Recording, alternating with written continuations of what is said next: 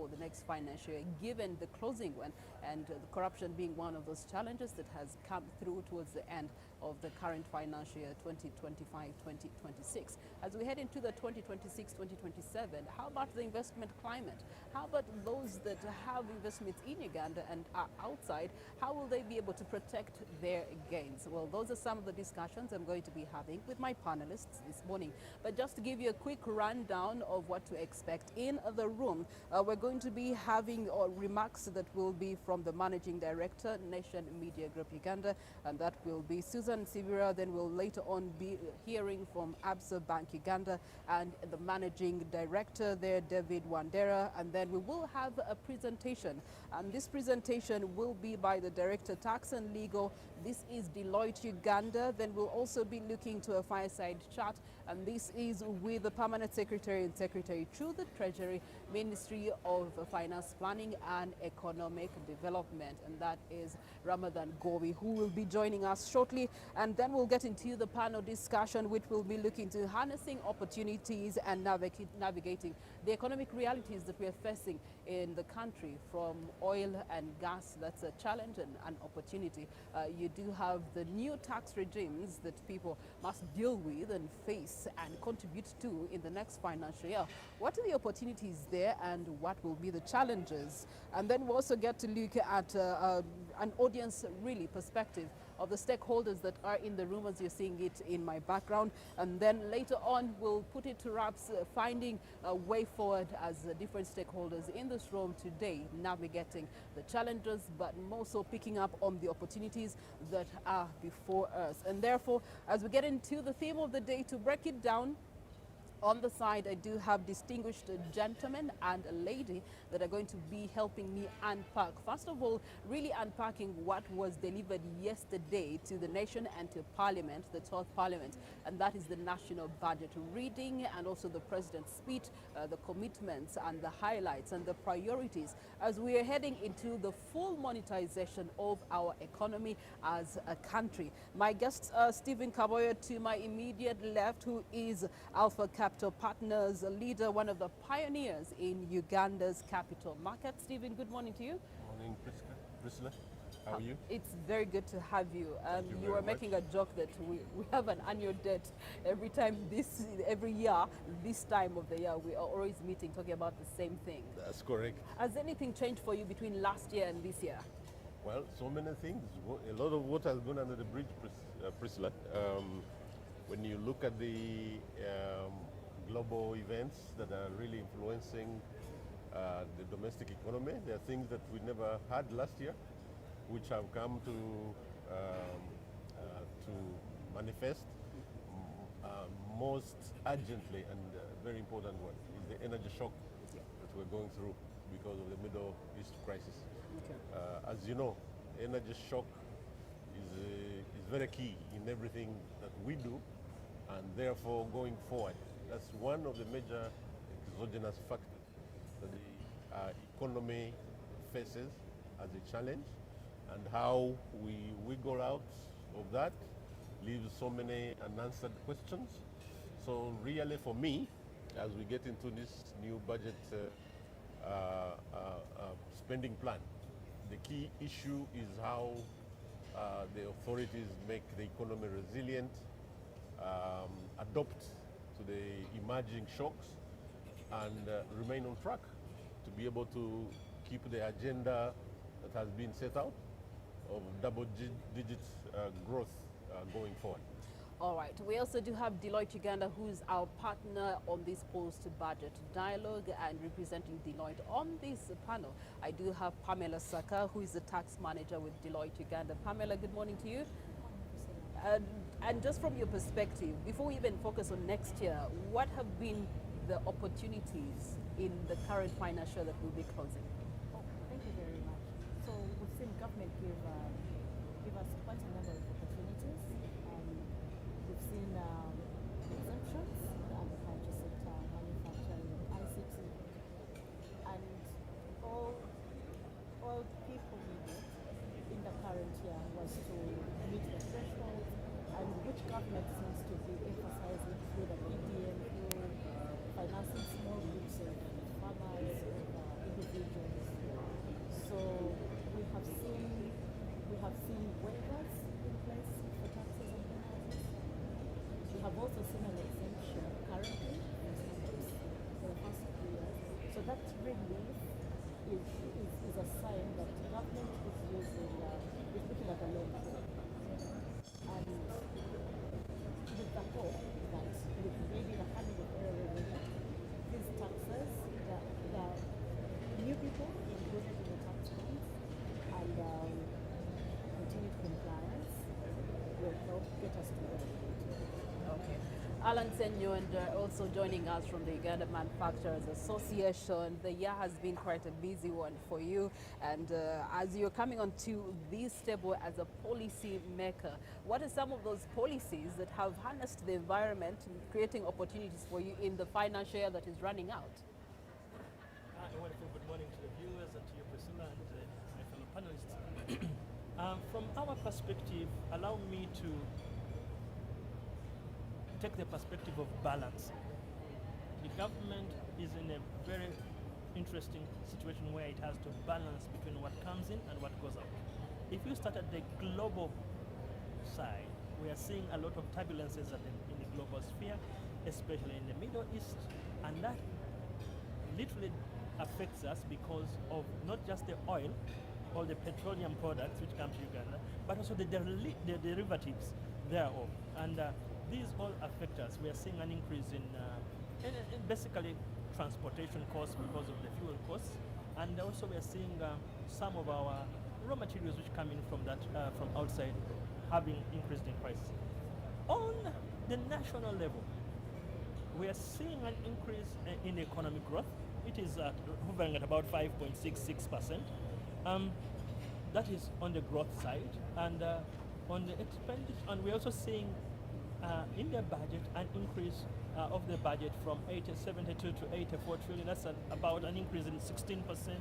We are seeing an increase in domestic revenue collection of a gain of about 16% if you take that level.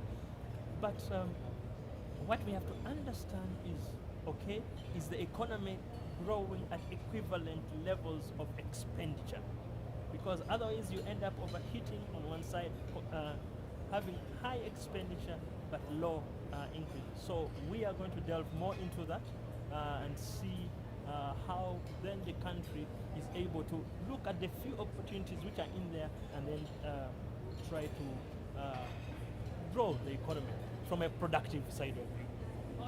Our theme is very interesting today, harnessing opportunities and also navigating challenges. But I think from your expertise, you can agree that wherever there's a challenge, there is an opportunity. And wherever exists an opportunity, there's some challenges you may incur, as has been mentioned by some of you. Of course, the mention of the geopolitics and the impact of that on businesses and our economy here locally.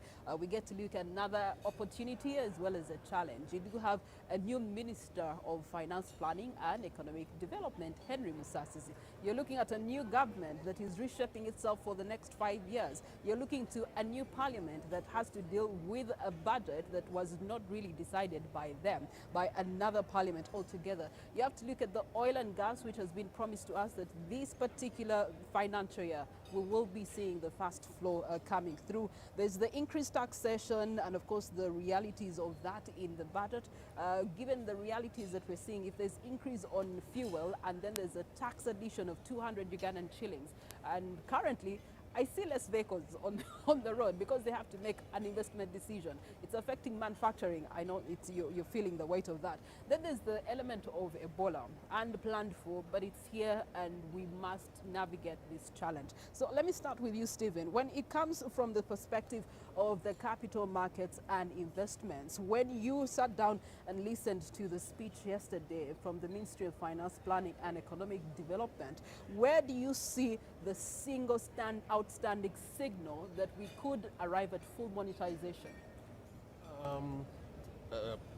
Priscilla, that is a tough question. For me, I would like to come from the point of the financing strategy of government that was outlined in the budget yesterday. When you look at it, it does not give me a lot of confidence in terms of taking us where we want to be. One, when you look at the fiscal side of things, we are at a worse point, the weakest point in my view compared to last year. When you look at the debt levels that we have, 53% GDP, debt ratio to GDP. That's quite huge compared to last year where we are around 46 when I take stock. That is a huge challenge that we face. When you look at the debt service is accounts for about 35% of the budget. Literally, all the expected revenue collection for the year, URA collections, if we put it that way, will go towards financing the debt. So where are we going to get the taxes to fund the other aspects of the productive sectors of the economy? So that is a question that we must tackle head on and deal with it.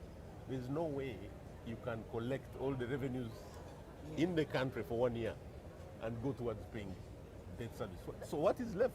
The tax manager is here. Maybe she could help us really give us that perspective that if 44 trillion and 3/4 of it is going to what he's saying, it's going to productivity to feed into the priorities that the government has put in there seems to be minimal. Where's the balance, or how do we rearrange to find the opportunity?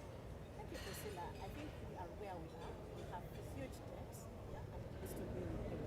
So what the government is trying to do is prioritize it, stabilize businesses, we'll give you tax exemptions.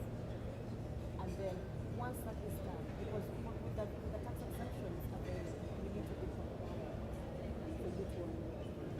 And if URA has your information, what that means for you is when the tax exemption, they'll have that data. So you start to pay the payment. So I think government is using a carrot and stick. Let's give them a bait, give them, and let's replay. So, and that's why I mentioned earlier that we are playing the long game. We saw last year that businesses, startups were given an extension in 3 years. So today, government may lose out on money, but in 3 years' time, they'll have the data. These businesses will have recapitalized what should have been used as taxes, and then we shall see steady growth. So this is not, I look at with the oil, of course, we are very excited about the oil. So we see that once as people become then the tax is growing. So what's happening right now is URA is exerting a lot of pressure on the so and what is it's causing frustration. We've seen businesses close, we saw Shoprite leave, we saw Game leave, and we've seen companies restructure to put their manufacturing in different countries that are more just abroad. But I think that should change over time. It has changed. Okay. And the overtime change, is it possible in the next 365 days, or it's going to have to take longer? I don't anticipate that will happen. Yeah. The next 365 days, Priscilla, I anticipate that the taxpayers that have been paid this year will have no pressure. Just allow me. Okay, just a minute. I do have my colleague Viola, who is also having an interaction with the guests that we are hosting here on the Absa NTV post-budget dialogue, and they are representing different sectors. We were able to listen into the speech yesterday and the address for the national budget, financing the next financial year, and they have their 2 cents on where the opportunities could be lying and what challenges they have to navigate through. Viola, over to you. Thank you so much, Priscilla, and thank you, our dear viewer, this morning. I'm Viola here, and we are still talking about the budget for 2026-2027, that is 84.3 trillion shillings. And right now, I am joined by Robert Chigongo. He is a Sustainable Development Goals Analyst, and he's going to be talking to us about how the budget actually feeds into the Sustainable Development Goals. So Robert, you're welcome, and thank you for joining me. Talk to us about how exactly the budget is relevant to the Sustainable Development Goals for Uganda as its contribution. Thank you so much, NTV, and all our viewers. My name officially is Robert Chigongo. I'm a Sustainable Development Analyst. Ours is to monitor how the government is implementing the Sustainable Development Goals. So there's nothing that the government can do or cannot do without a budget. So first, this budget is going to facilitate the implementation of the Sustainable Development Goals. From Goal 1, ending poverty, that is the social sector development, agriculture. I've seen a lot of money allocated to agro-industrialization, where I'm also a coffee farmer, that I think that money will trickle down to me as a coffee farmer from the village. I participate in the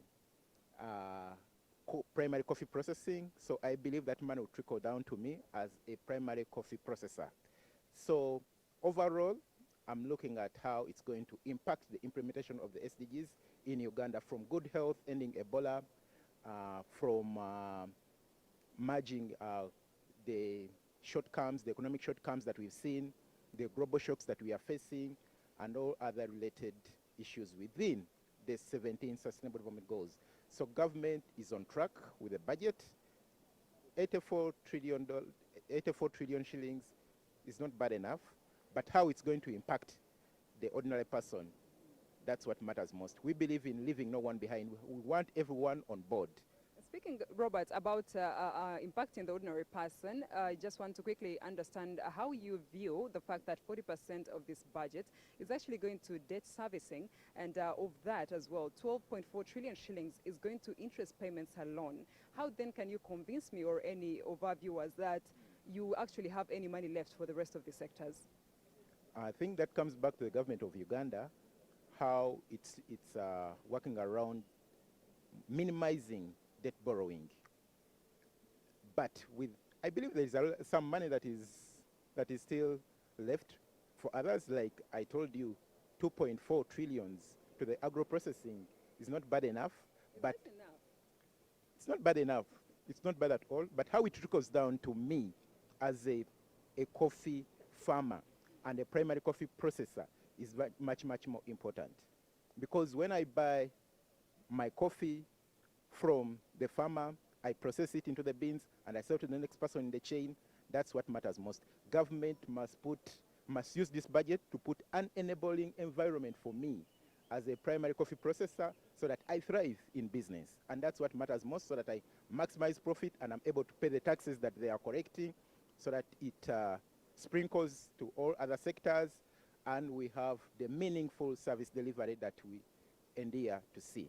Okay, thank you so much, Robert. We are going to be talking to somebody else. Thank you for coming for the dialogue, and I wish you the best here. Thank you so much. All right, so we have another of the. Oh wow! Also, let me. Good morning. Oh, good morning to you. So I'm going to you first. How are you doing? And welcome. I'm good. Thank you. Yes, talk to us about the 84.3 trillion budget for 2026-2027. You're here for the dialogue. What exactly would you hope to hear from this dialogue, or what are some of the questions that you still have about this budget? Well, first, I would like to thank the fact that I like to thank government. The fact that we have reached 84 trillion as an economy is good. The ambition to have a $500 billion economy is something that I would love to associate myself to. But I also believe to attain that budget, there are still aspects that have to be addressed. And the minister yesterday spoke so well about human capital development as an enabler for us to attain that $500 billion economy. However, the investment to attain it, he actually alluded to the fact that education is the most powerful instrument or a tool for the economy to grow.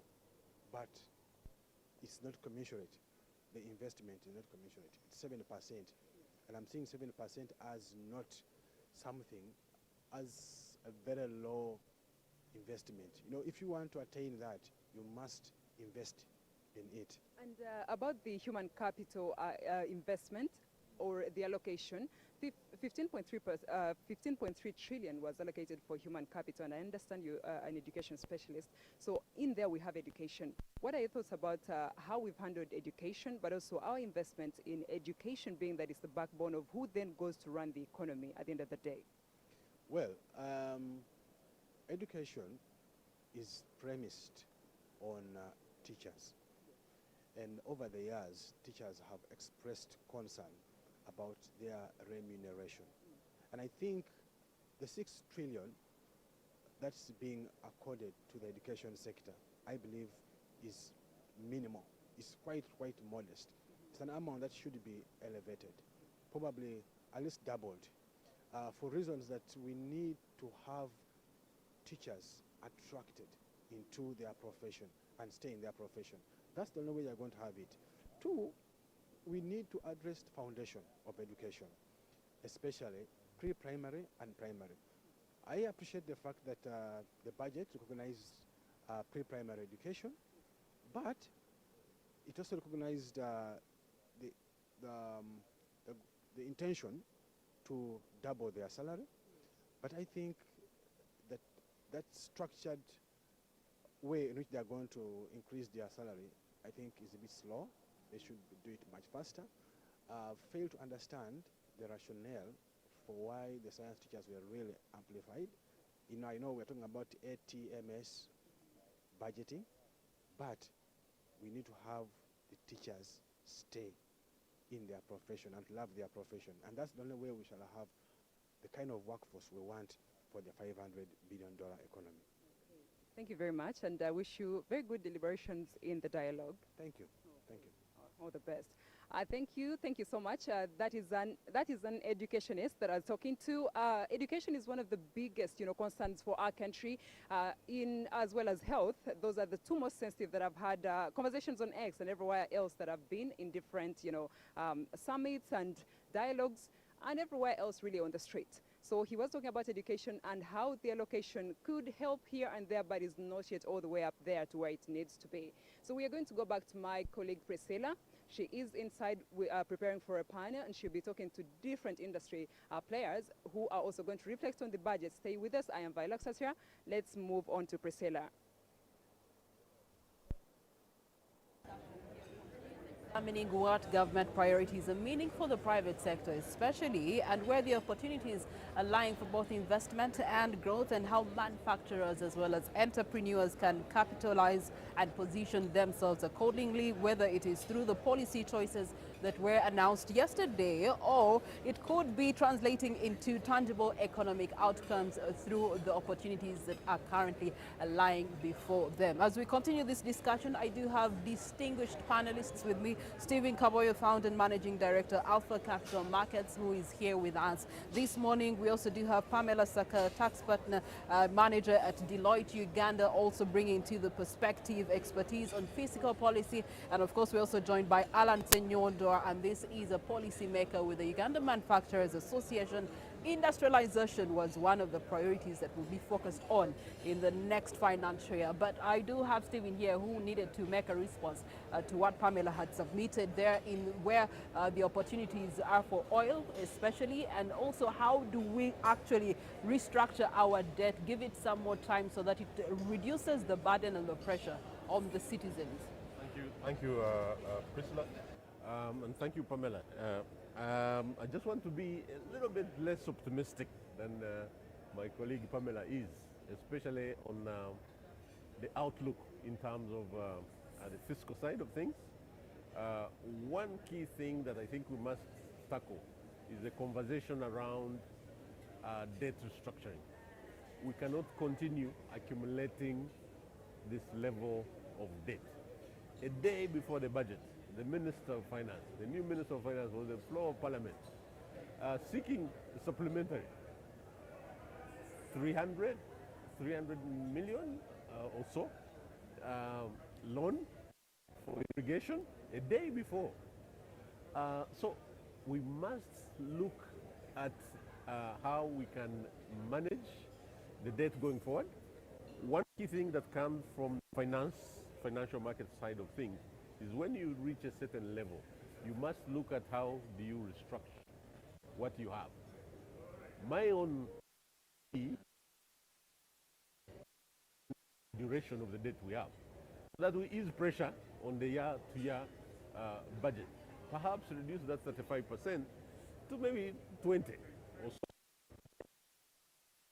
Get the balance to other productive sectors of the economy. So a conversation around debt restructuring, let's go global. Issue a huge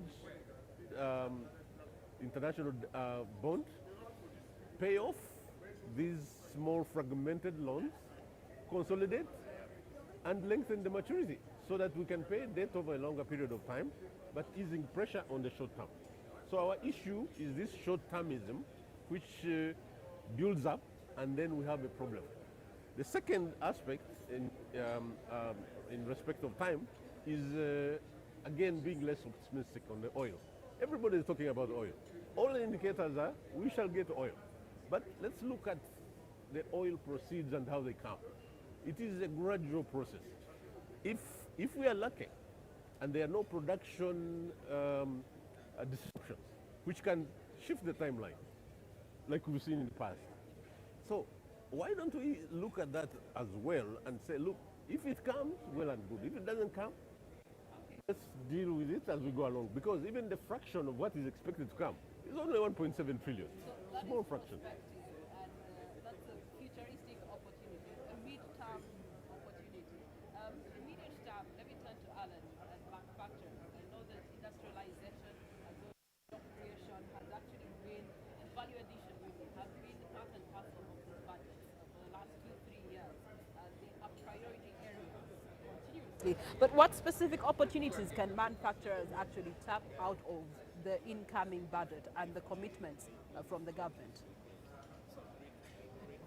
Yesterday, before the reading of the budgets, I was quite optimistic.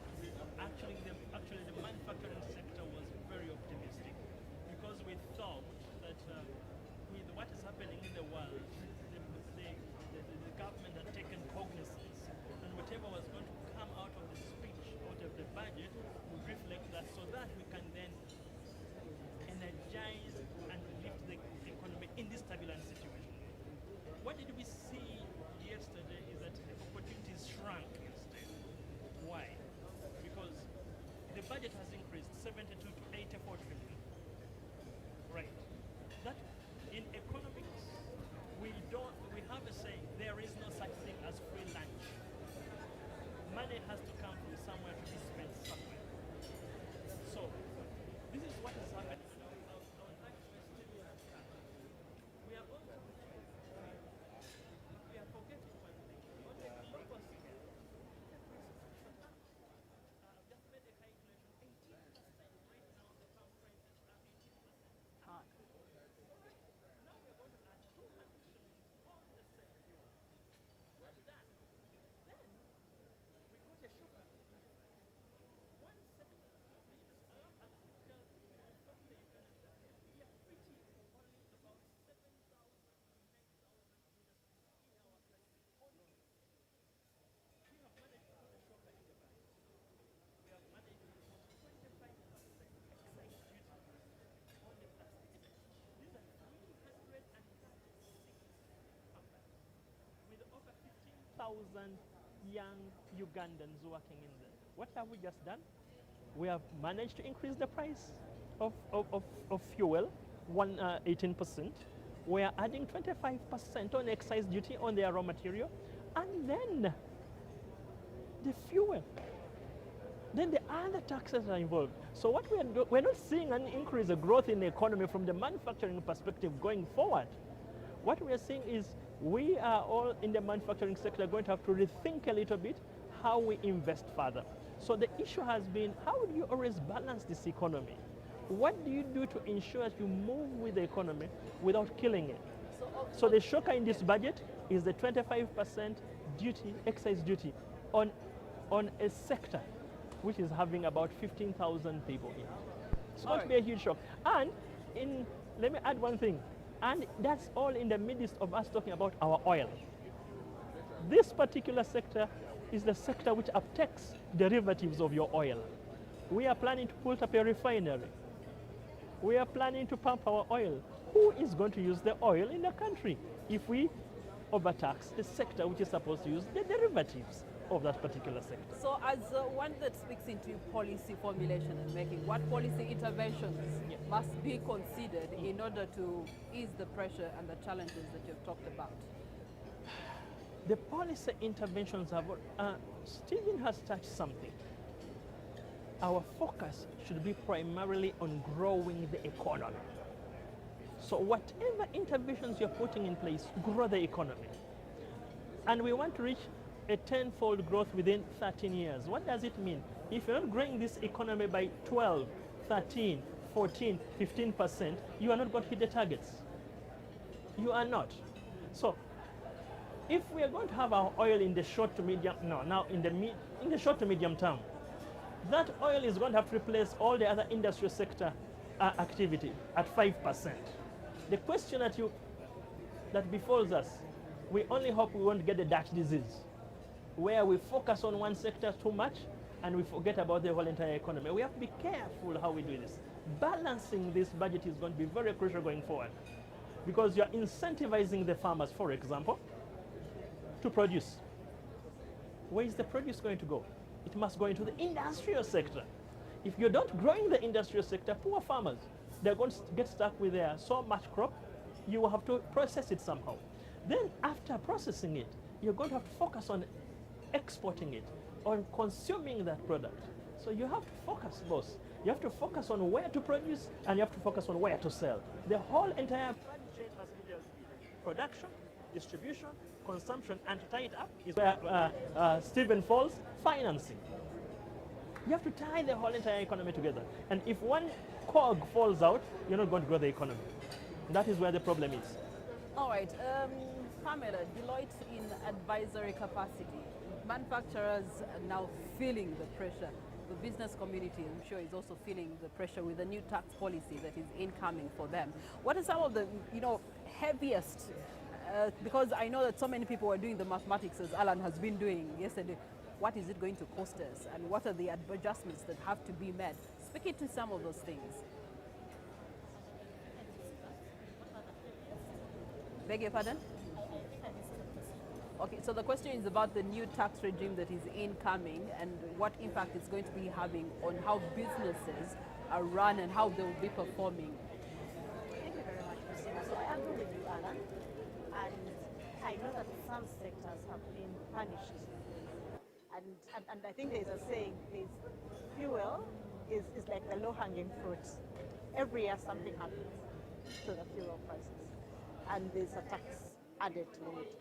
But I want to look at the opportunities, because the acts are here, amendments have come through, they'll be signed and assented to by the president. So how do we move forward? Yeah? We see an increment in the threshold for pay-as-you-earn. This is small, but it increases the consumption, which increases purchasing power of our people. So that alone is a shift. Not big, but it's a shift in the right direction. We have seen an increase in the VAT threshold, for example, from 150 million to 300.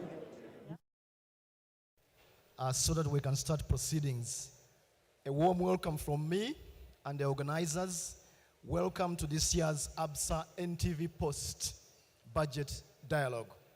Yesterday, we had the Minister of Finance outline the budget once again, and I know that the budget had been known before, but the Minister took us through, and this morning, we are gathered here to make sense of it.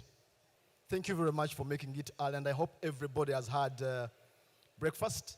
Let's take our seats.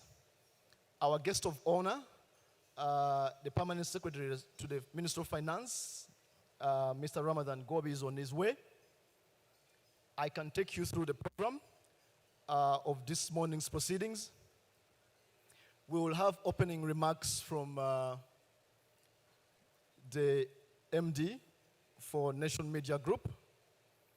We shall also have opening remarks from the Executive Director for Absa Bank. We shall have a presentation, a brief one, by Director Tax and Legal,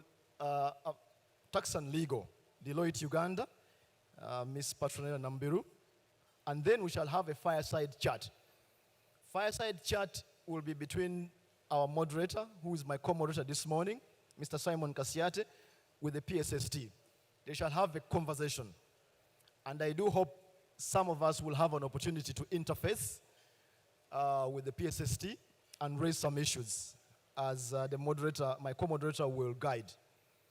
After that, we will have a panel discussion, and then we will open it up to the plenary.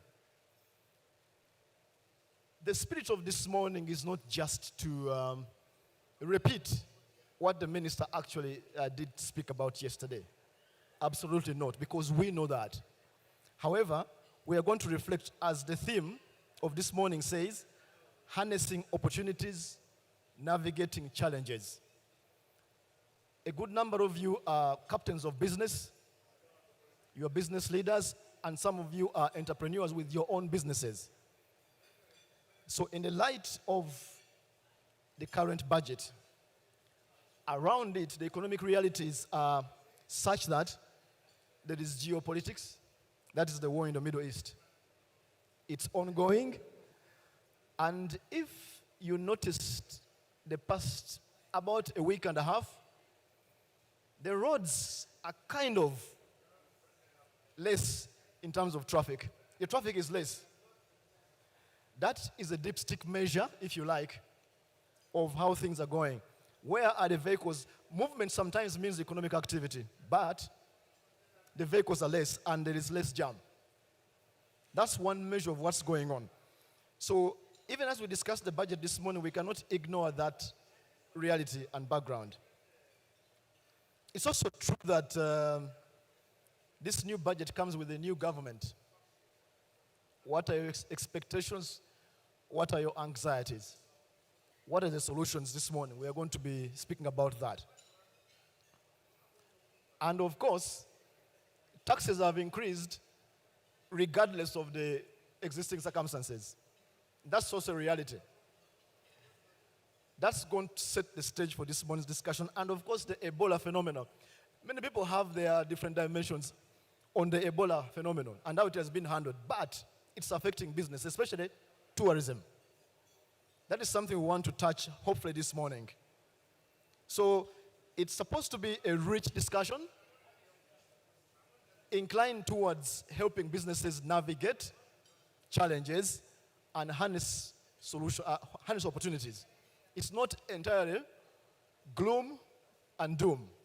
There are challenges, but we hope that we can help each other as businesses to navigate challenges.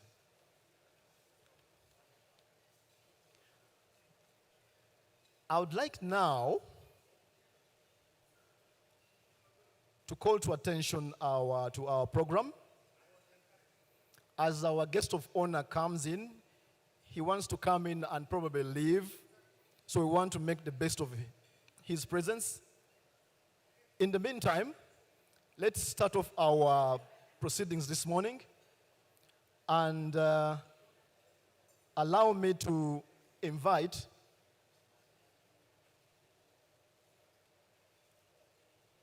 I can see she's still having a breakfast. Okay. She has asked me for a breather. Okay. Let me invite our MD, my MD, from Nation Media Group, Ms. Susan Sibirwa, to give us her opening remarks as we start this morning proceedings. Susan, you're welcome.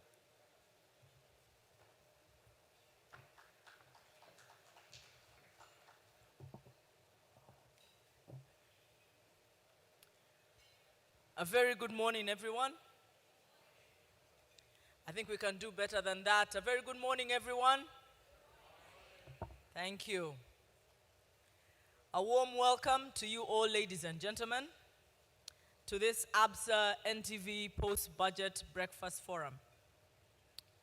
The breakfast is being eaten, and the discussions are going to happen. And we want to thank, PSST is not here, but he's on his way. Our partners from Absa Bank. And Absa, let me formally congratulate you on your results for 2025. And Deloitte, distinguished business leaders, members of the private sector, members from the media as well, ladies and gentlemen. This forum that we do every year remains an important platform for us to openly discuss issues that shape our economic future. It's a conversation between policymakers, business leaders, and the private sector. This year, as we spent the whole afternoon yesterday listening to the budget speech, we saw a budget of over 84 trillion Uganda shillings, showing the scale of our ambition, reflecting government priorities on growth, transformation, and investment. And it comes against a backdrop of many realities for SMEs, for MMEs, and of course the fact that only 26% of the budget has been allocated to development expenditure, and debt servicing continues to take up a significant share of public resources. In March, one of our top stories in Q1 at NMG was about the tax proposals and what that impact was going to be on us, our businesses, and us as Ugandans, as employers, as employees. And the fact is that the operating environment remains difficult. Right now, the geopolitical environment is as shaky as the decisions that we see being made every day. Supply chains have been disrupted, and now, on top of everything, we have Ebola. Domestic pressures, and the question is, for the ordinary person, omuntu agoyingewa. And yet, even in all this, in true Ugandan culture, we always remain optimistic. We take the Chinese word for challenge, and we turn it into opportunities. What opportunities do we have as Uganda in this fiscal year that is starting July 1? The oil production that we are expecting. For those of us who love sports, AFCON in 2027, there are prospects for investments, prospects for jobs, infrastructure, and private sector participation. So the question before us today is simple. How do we turn this budget into real business confidence, real competitiveness, and real growth? I would like to thank our panelists in advance and everybody who is going to speak on this stage. And my encouragement is that we speak openly, but that we also speak practically. What are the pressure points? How can businesses survive, adapt, and grow? And at this point, allow me to sincerely thank you, PSST, for joining us this morning and for the insights that you're going to share with us today. Once again, thank you, Absa Bank. Thank you, Deloitte, for your continued collaboration in making this platform possible. as NMG, we believe that our role goes beyond reporting the news. Our role includes connecting the dots in a way that will help our country move forward. So once again, thank you all for joining us. I trust we're going to have a fruitful morning. I love this new Kampala Serena setup, and I trust that even in the networking and the collaborating and the sharing of ideas, it's going to be a great morning. So thank you again, and God bless you all.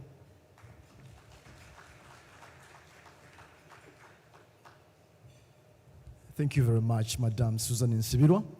And in the house, we have the PSST, a hand clap for him for gracing this occasion. I'm happy to see you, sir. Every time I see you, numbers pop in my head. It's inevitable, but thank you for coming this morning. Let me now invite the Executive Director for Absa, Mr. Seguaya, to come and offer his opening remarks this morning. You're welcome, sir.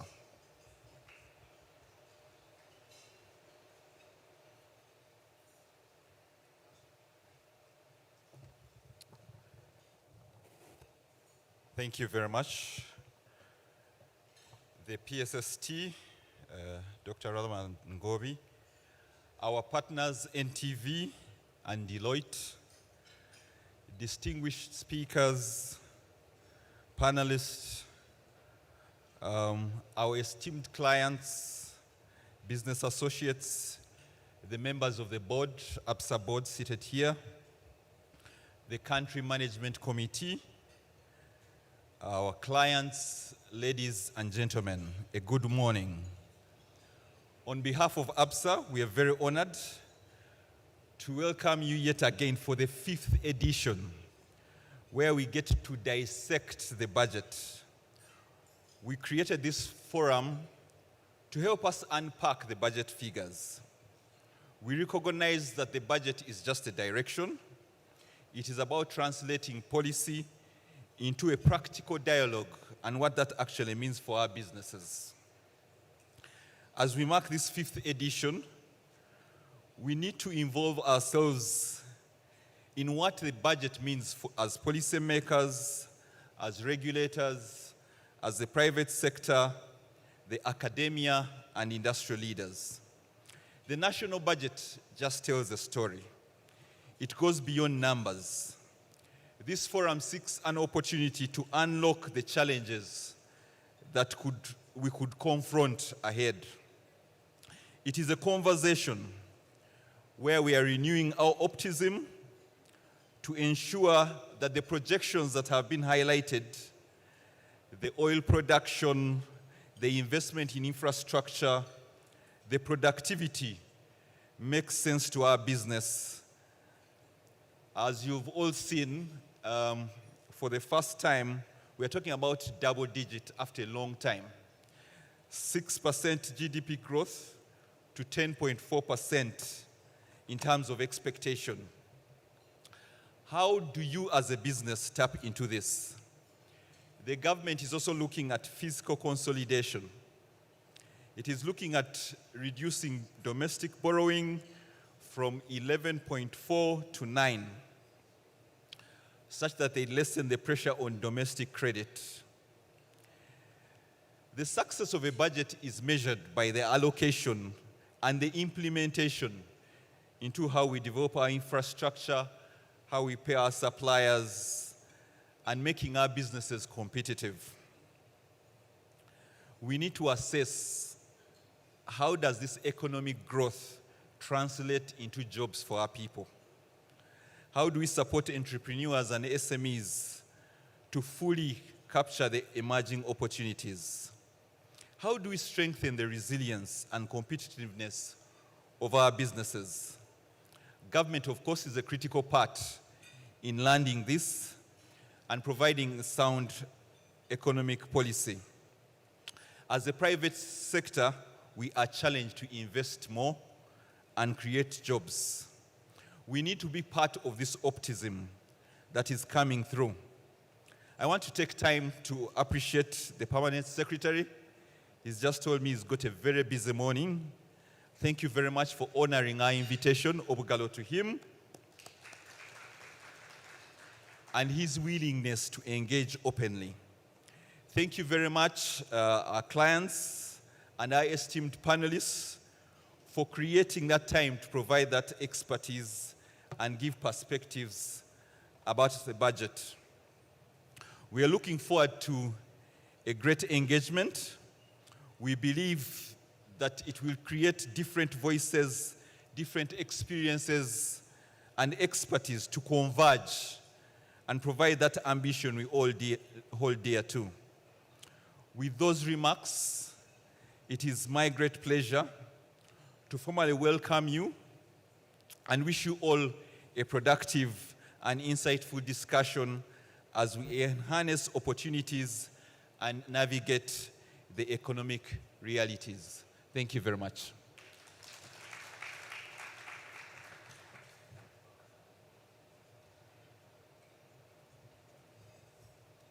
Thank you very much, Mr. Michael Seguya, for those remarks. As we move on to the next event, next item, I noticed that PSST, sir, I remember that you said this year, and I think it was last year or the other one, we are going to do domestic arrears payment at 1 trillion. I remember that. Now we are at 317, 30%. Maybe we'll talk about that. But now, the PSST has a busy schedule, as you have heard. We want to make the best of him while he's still here. So let's now move on to our fireside chat. And my co-moderator, Simon Kasiate, will handle that. Simon, welcome.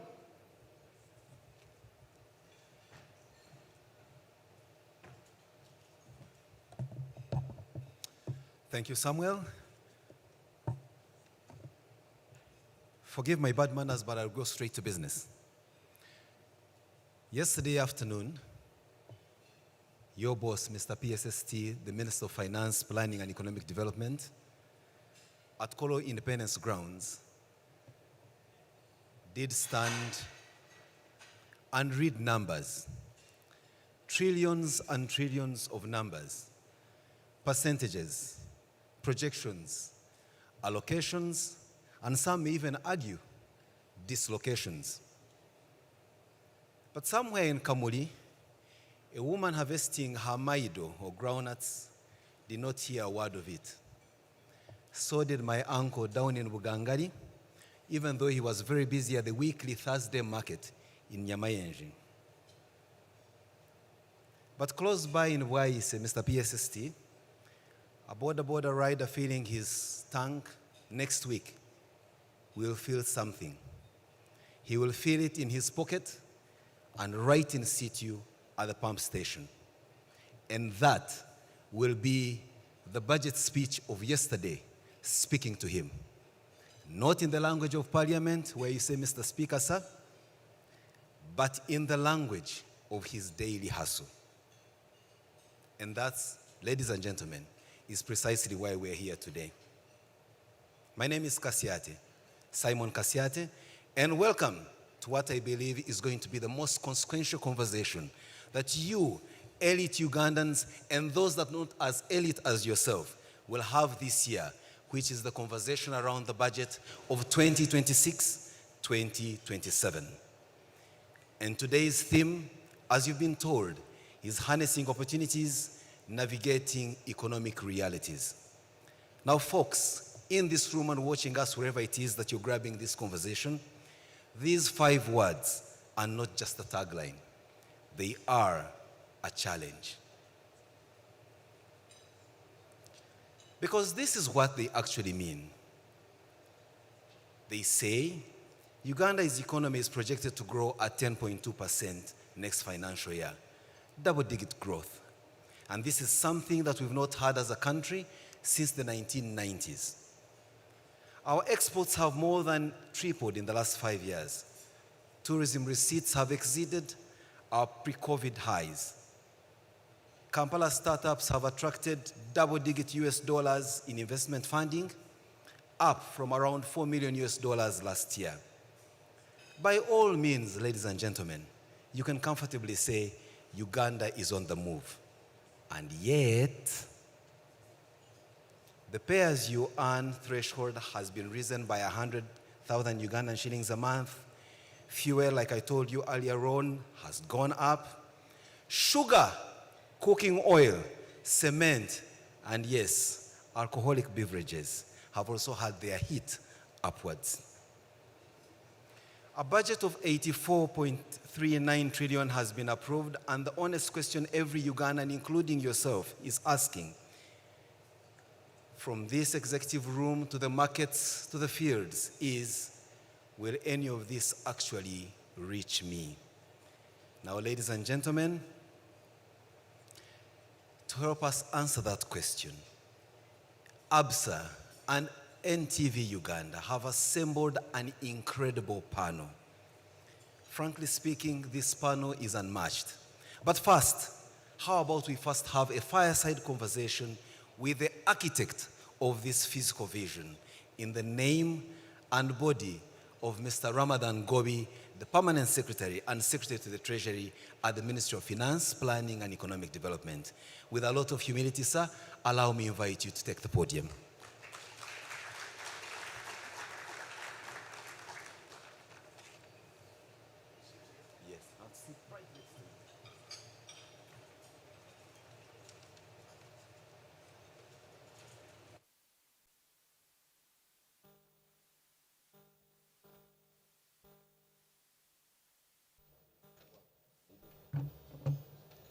Great. Ladies and gentlemen, this man doesn't deserve any further introduction. But for those who love cracking a joke or two, you can comfortably say he's a man famed for having said, economics that works. And so this morning, the Daily Monitor headlines with an interesting catchword: the budget that gives and the budget that takes. And as you know that famous song, blessed is the hand that giveth and the one that taketh. Gladly we have the man that giveth and taketh. Mr. Gobi, let's start from there. Double-digit growth, 83 point something trillion over budget. But yet when I check my pocket right now, that doesn't seem to be the reality I'm facing. What can you broadly, as we start our conversation, tell us about the budget as read yesterday? Thank you. Thank you very much. First of all, to greet all of the many friends I see in this room from across every, I think, strand of life, from private sector, from civil society, the academia, my colleagues in the government, and everybody. I greet all of you. Of course, the budget gives and it takes. Every single budget, except a wedding one maybe, because the national budget has to get revenue so that it can distribute it. I think we have this bias in Uganda that a budget has to only give. But government does not have any other source of money apart from the source of domestic revenue mobilization, which is taxation. They tax all of us. We tax ourselves and get the revenue, and then we distribute. The budget, I think you should agree, this is a good budget. It's a good big budget with so many opportunities you are harnessing. The revenue is growing, and that is good. Of course, with some pinch on us. Some of the sources of revenue are not very popular, but inevitable, because they are the main strands of economic activity that we have in the country that we should tax. So we hope to get about 45 trillion shillings of our own to finance a discretionary budget of about 57 trillion. Actually, the actual budget is not 84 trillion. It's just because the law requires us to compile all of those numbers. We call them memo items, debt rollover. We are not going to get money to spend on it, no. It means postponing debt which has kind of reached the expiry date.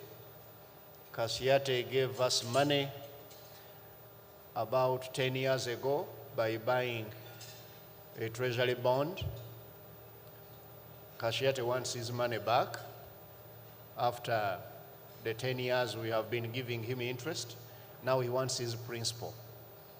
So I get the money from Julius and I give it to Kashiate and everything is okay. We roll over the debt for the future. So there's nothing like you've increased the borrowing because of the refinancing.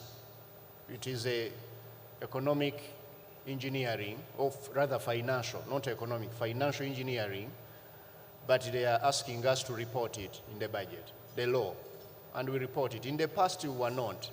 That's why the budget was very small.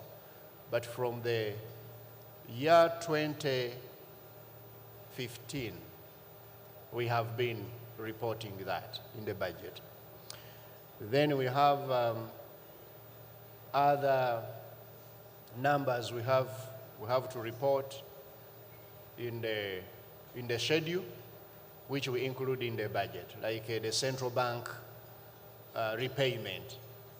These are papers we issued to the central bank at a go. You remember we told you about 2 years ago that government has committed to repay all the central bank, the 7.7 trillion shillings that we owed them.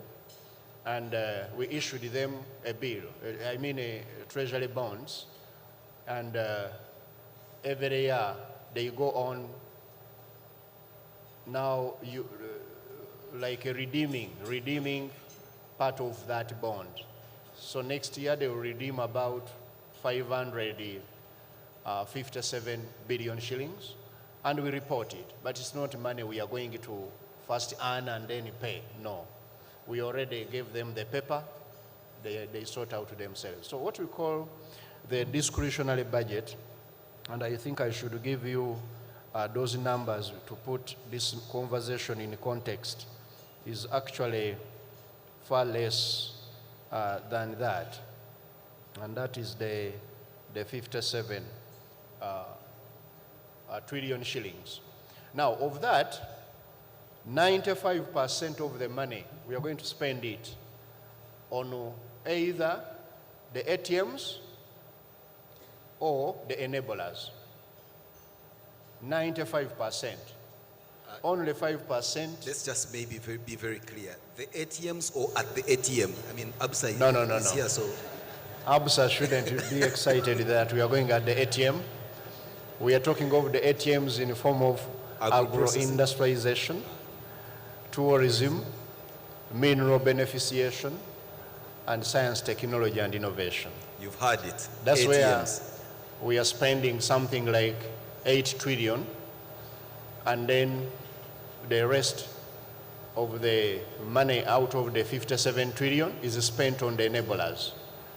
That is infrastructure, making roads, electricity, irrigation, industrial parks, getting all the things which will facilitate those 4 drivers of growth to work.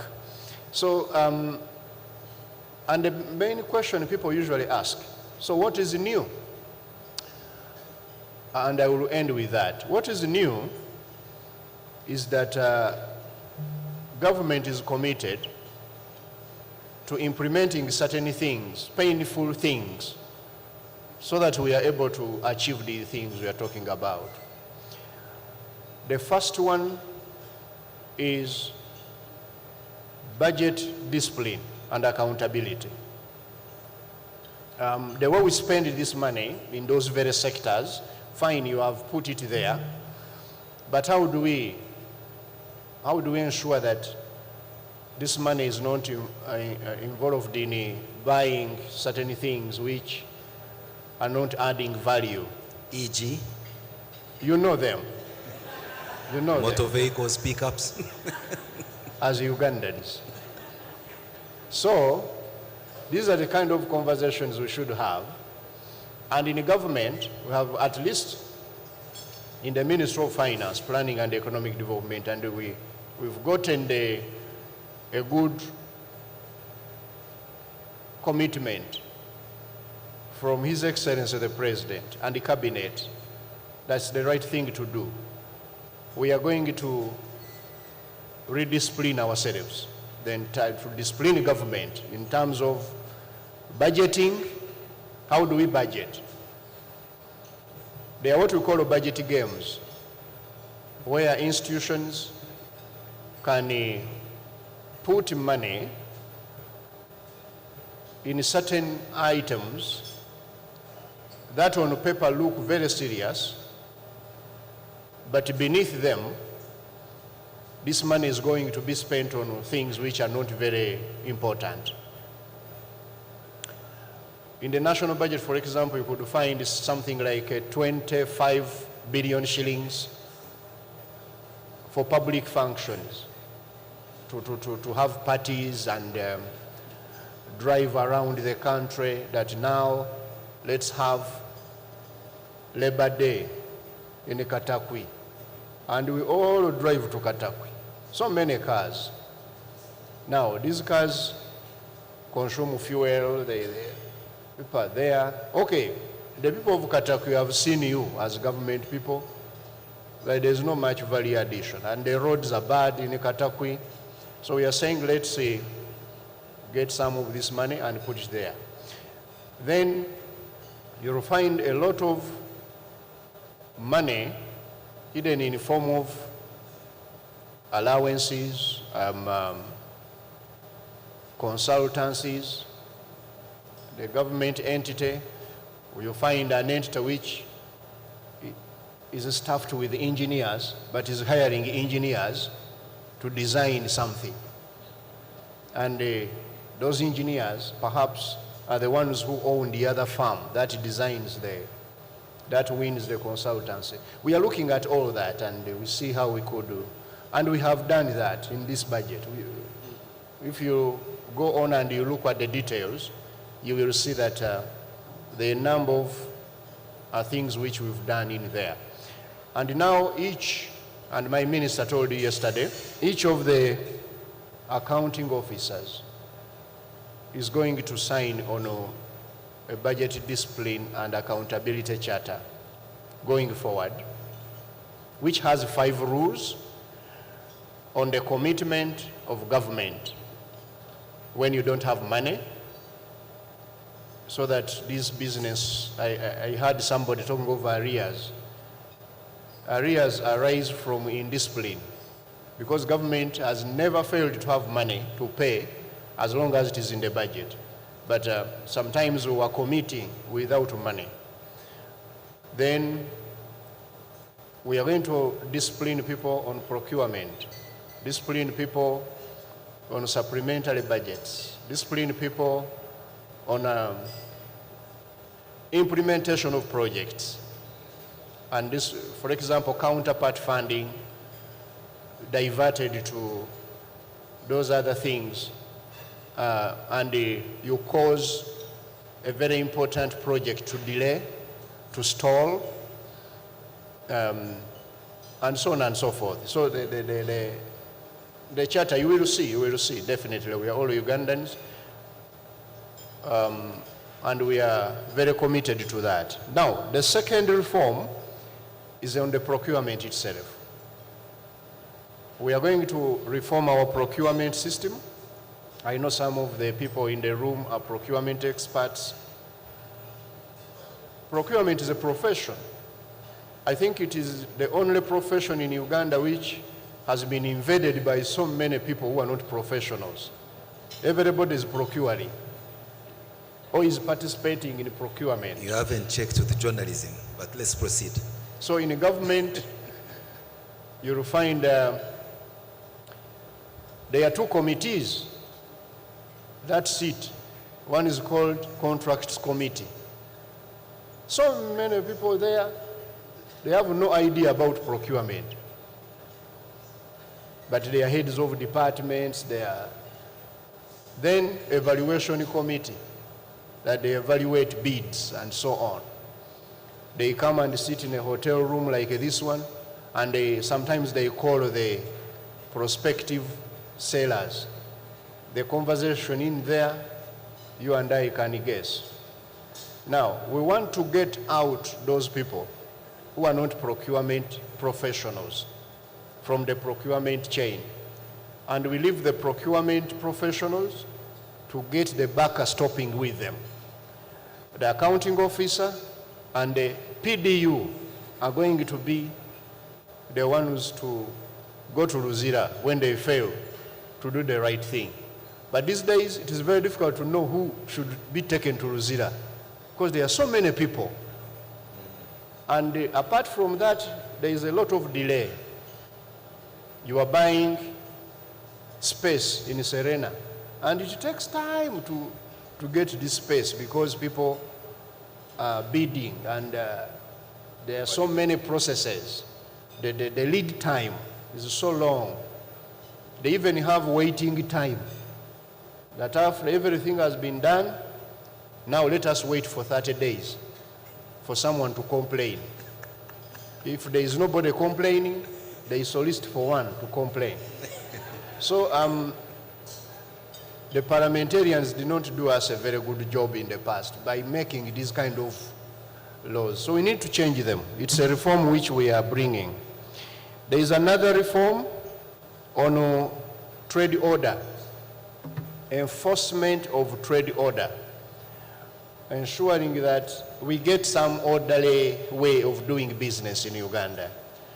This tendency of everybody saying, I'm an orphan, I'm a widow, so I should sell in the middle of the road, I should make a noise because I'm looking for money, walking around with some loudspeaker.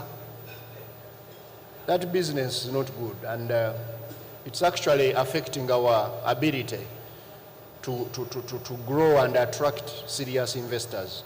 So we are going to inconvenience people going forward. You had the president committing, and it is very good that the political leadership led by His Excellency the President have committed that this is the only way forward. So we expect private sector, Foundation Uganda and other of the likes not to tell us that, you see, our people are now very broke, please help us, leave them in the roadside. No, let's get organized. We are also going to re-engineer the way we manage our state-owned enterprises so that there is value creation, there is good corporate governance and oversight, and there is accountability. We have a challenge with our public enterprises. I think you have been hearing a lot of things going on, and some people think that's the best way we can do. No. We need to get these state-owned enterprises in energy, in finance, in water, in everywhere, a whole spectrum. We have over 77 enterprises. But the way we are managing, many of you don't know even their budgets. Some of them have started even to do CSR on government. They come to help government. It's incredible. It's an abuse that let's help government to put some of this item here and there. That's not how we should do business in the government. We are going to reform them. But most importantly, we are going to improve on implementation, discipline, execution discipline. And here we are going to the disease. The disease is the way, for example, we budget for counterpart funding. We had left it on the discretion of the implementing entity. But counterpart funding is almost like a debt, because you have committed in a financing agreement that you are going to purchase land, right of way, for this project to be implemented. But we haven't been very keen. So some of the entities would get the money, because you see the way we budget, we give a kitty to the entity and then it prioritizes. Sometimes their priorities would be other things. So Simon, I could go on and on, but I thought that would be the main gist I should give you. We are going back on the reform agenda. We are going back on ensuring that we execute what we have committed in the budget and other plans. And the growth will continue. The economy is doing well at a macro level. It's only someone who's not actually very honest and good-willing who can say that. What do you see about inflation, about the exchange rate, about availability of the foreign exchange in the country, about the growth of economic activity itself? Uganda is a beehive of these activities. Ugandans, for example, abroad, those Ugandans abroad, last year, up to around March, the 12 months to March, they have sent home 2.8 billion shilling. I mean $2.8 billion. Wow. This is amazing. These are our relatives who are sweeping out there. They have decided to bring all their money home. That's a vote of confidence in the economy. And we are no longer relying on foreign direct investors only and portfolio investors of His Excellency, whom he likes Kaboy. to. His Excellency Kaboy analyzes some of these portfolio investments very well. Sir, Ugandans have now toppled the portfolio flows. They are now number 2 after FDI in bringing in these dollars we are using. That's a vote of confidence. In an election year, people bring money home. So we want that macro picture to come down now to the microeconomics. Tremendous. And these are the reforms which we need to use to get that. I thank you. Mr. PSST, first hold the thanks, which I appreciate I want to in run advance. I know you have to run away. In fact, I just received a note here. I think it's a communication from the presidency that your minister needs you. But the same note also requested that I ask you one small little question before you leave.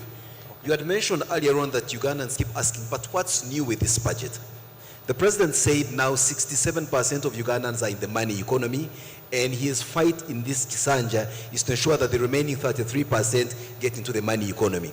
But folks in this room continue to argue that year in, year out, you target to tax more the same people you have been taxing. Never mind that the people getting into the money economy are increasing in number, you don't seem to reach out to the nooks and corners. That's a question I could have asked URA, but normally when we ask URA, they say it's Mr. Gobi who advises us to continue taxing you who are in the formal economy. So answer that one quickly, then we can see you out, sir.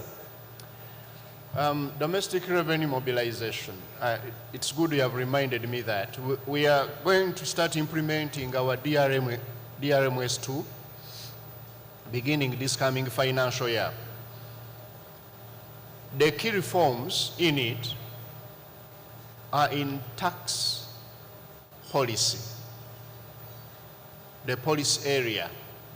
And I think we shall have a discussion on the tax policy. We are going to have it as a country. All these things also I've mentioned, like a trade order and so on, they actually border to that. Because some people say the reason why we can't get revenue and we go back to the same person, Professor Sejaka, for more revenue is because the rest of the people are informal. You know, now we have the evidence that much of the informality is actually in the formal sector. I like that. That is a very big controversy. The informality we have in Uganda is in the formal sector, which means that it's not actually informality, it is tax evasion. We are bringing reforms which are going to ensure that we tackle that. In our DRMS too, I don't want to go into too much detail today, but I want to assure you, Simon, and everybody in this room, that Uganda is going to change. Of course, it's not going to be a sprint, it's going to be a marathon, but the beginning is this coming financial year. In terms of the way we report, the way we do business, the way we account, and because we have been so much into URA, please collect more revenue. But URA, when you give them a target, they will go for those who are already on their register. We want to help URA with the whole of government approach to broaden the net such that all of us can pay some little money and we end up all of us paying something. That's the whole essence of these things like a trade order and the other reforms which we are targeting in our DRMS too. Let's have that conversation on another day because it is a broader one and it requires everybody's involvement. Civil society, we are working with them, the private sector units and the government and development partners. We have done a lot of work, analytical work with the IMF. We have done a lot of work with the Siatini, and the Siatini is a civil society organization, but we are working with everybody to ensure that we can see how we can get this done. Absa, I think you have heard that the next time this conversation will be broadened should be over a coffee, so you should now ready yourself to sponsor Grab a Coffee, and I'm sure Susan here will be more than glad to host it. That said, Mr. Ramadan Gobi, we can't thank you more for taking time off your very busy schedule to come and have this candid conversation with us. We will allow and in show of respect and acknowledgement of your time well spent with us, stand up and guide you out to go and attend to more pressing national issues as we continue with our conversations. Thank you. Thank you so Let's much. raise up and wish him well.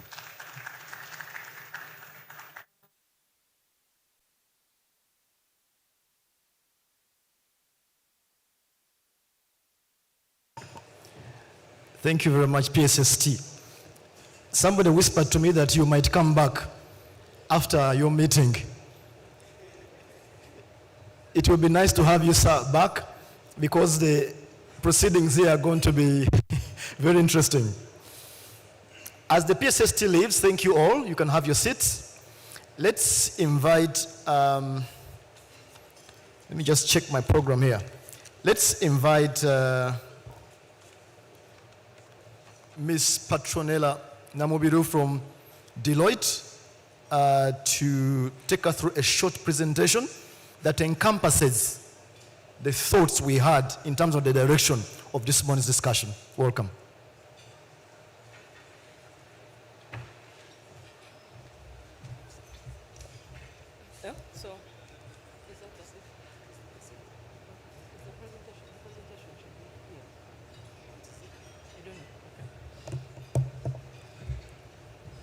So good morning, ladies and gentlemen. Are we excited for today? I hope so. So our distinguished guests, valued clients, our partners, NTV and Absa, I would like to extend a hearty Good morning to all of you.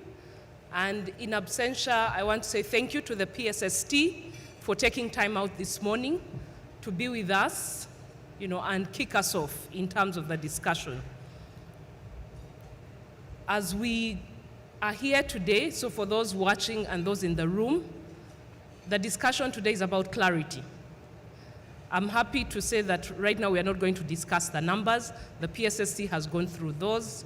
We all had the budget. We've read about the budget, the allocations, all those things. The presentation I will make is putting things into perspective. When Simon was having the fireside chat with the PSST, he was asking what are the Ugandans, for the Ugandan who's going to fuel and sees the pump price, that's the budget for them. So the discussion this morning will focus on what we need to think about, not the numbers, but the aspects that are going to hit us, and hopefully what government and policymakers will be focusing on for our benefit. Let me just make sure that the technology is working. Very good. Okay? So I'm not going to go through the budget overview. The PSST has done that. But what I will start with and has been focused on is the financing for the budget. Okay? So the financing for the budget is largely moving so that domestic revenue is the main focus, which means for everyday Ugandan, you will feel it in your pocket. Things will change, okay? And the challenges that are faced with domestic revenue mobilization are that, it's still, our tax to GDP ratio is still quite low, although that has been increasing. It's projected that will end at 13.9%, and the government's ambition is that eventually, and very soon, by 2030, we should be at 20% tax to GDP ratio. So there's quite an ambition there, and there are things that need to be done. And for that to happen, that means things have to change. So for the ordinary Ugandan, more is to come. The PSSC has told us that we don't have a large informal sector. What we do have is a formal sector that's just not meeting its tax obligations, okay? So we have tax evasion. That's what the PSST has told us, and which therefore means URA is also going to act accordingly to try and uncover, to try and seek out all those people who have been hiding behind, the informal sector argument. So, taxation, because that's where the money is going to come from. Government has to spend, money has to come from somewhere. Now, the issue of taxation and why we say carrot or stick, okay? For government to implement, it has to have money from somewhere. And that money comes from every person who is in Uganda, every taxpayer, every individual is meant to contribute to that. So taxation is very much a social contract. So you agree with government that as Ugandans, as people who are living in Uganda, as people who are doing business in Uganda, you do the business, you make the money, you give some of that money to government, and then government provides you with services. Government implements, development initiatives that grow the economy. That's the social contract. Right now, I will say that the social contract is very much one-sided, or at least as Ugandans, we feel like government has not met its side of the bargain, okay? So that's where the stick comes from. So there's no carrot as we speak. Even within Parliament itself, there's been, wide discussion with the question of why are there new taxes that are coming? Ugandans already feel overburdened. We need to do something different.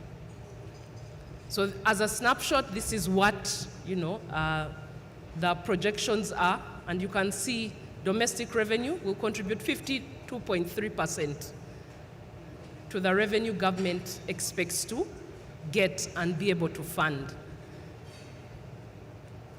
I mentioned our tax to GDP ratio, so that's about 13.9%. The World Bank usually recommends that you should have a tax for purposes of moving a country out of low income status. And I think the president has been very clear that Uganda has to be middle income status. I think a year or so ago, he had indicated that we had reached that. The World Bank does indicate that for any country to move out of low income status, it has to have a tax to GDP ratio of more than 15%. Currently, we are averaging at about 13.9%. So we have ways to go. The government plan is to make sure that every year there's an increment of about 0.5, okay? So that eventually, come 2030, and how far is 2030? It's not very far now. We will be at 20%. So what does that mean? From a taxation perspective, okay? You've all seen some of the taxes, they've been mentioned. Increase in excise duty. Yes, excise duty on fuel is going up by about 200 shillings. I think this morning, depending on the pump price, in different places, it's about 6,000, some places it's 6,530 or thereabout. So that means come 1st July, and with the world, you know, the volatility in this market being what it is, that price will most likely have gone up by the time the month ends. So just add 200 shillings to that, okay? So come 1st July, there's an additional 200 shillings on your diesel, on your petrol, because that's a measure that the government is looking at to increase taxes. So a lot of what government does is to tap into the indirect taxes. You know, when you're paying the money, if you tell someone, go to the bank and pay tax, they are more likely to not do that. They'll receive the money and not come back. If, on the other hand,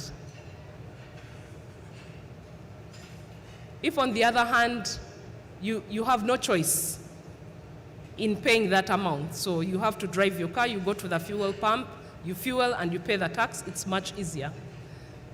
There's been talk of broadening the tax base. That's something we are yet to see. It's a work in progress. And then the driving of compliance. I think this morning when the PSST was talking about not having an informal sector, but tax evasion, in their view, this is where this is going to come from.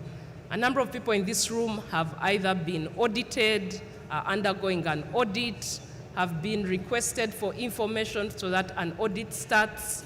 And then at an individual level, you also have people who are receiving letters or emails from the URA saying, we saw you sold land, you haven't paid your stamp duty, you haven't paid your capital gains tax, come to our office and make sure that is paid. There were people in the diaspora who are calling and saying, what are these emails URA is sending? That we have assets and we need to declare them, but this is where that falls. So from a URA perspective and from a government perspective, this is where, that's the area where the tax is going to be increased. So it's a focus on compliance, it's a focus on transparency, so digitalization of everything. IFRIS, 2-3 years ago, you know, there was a lot of upheaval about IFRIS. People have settled into it, they've accepted it.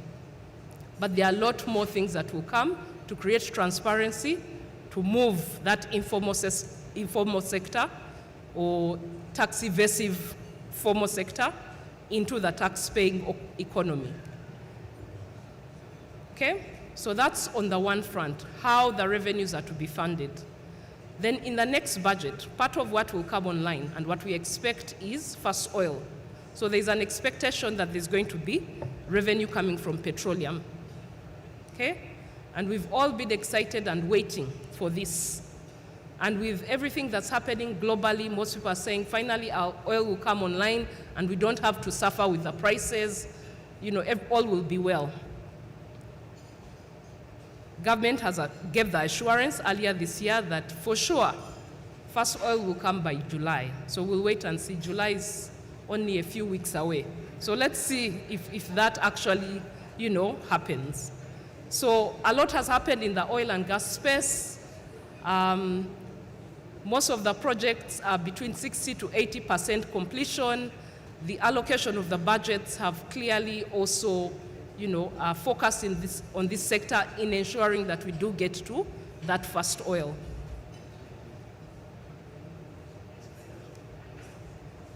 So what's the reality? Okay, so first oil has come. So come FY26, FY27, we actually have production.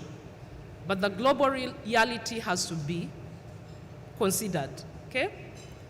Uganda is a late entrant into this space. So in terms of competition of pricing, in terms of, we even have emerging producers already. So there's competition around that. So we need to see how we are going to come into this space and be a producer that is reaping the benefits of what we have, we've projected ourselves to reap.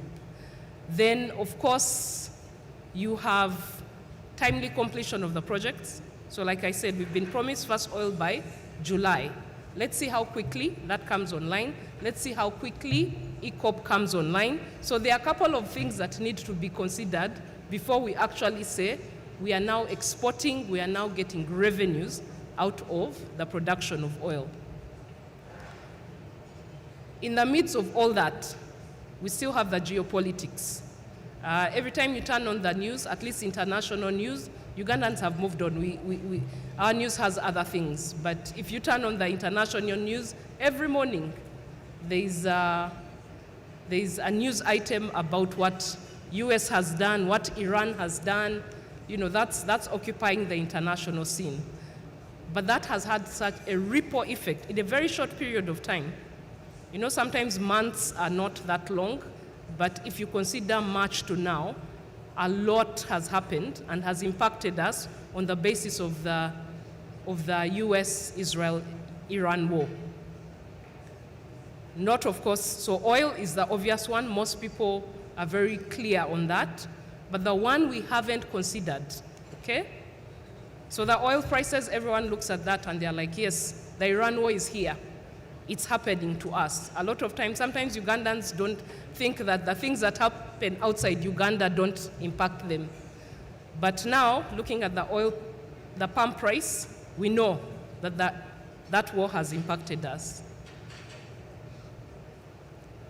For those who travel, who fly to places, and again, the ordinary Ugandan may say those are for rich people, which may be true or not, I don't know. But what you're also forgetting is that, and again, PSST talked about the diaspora remittances.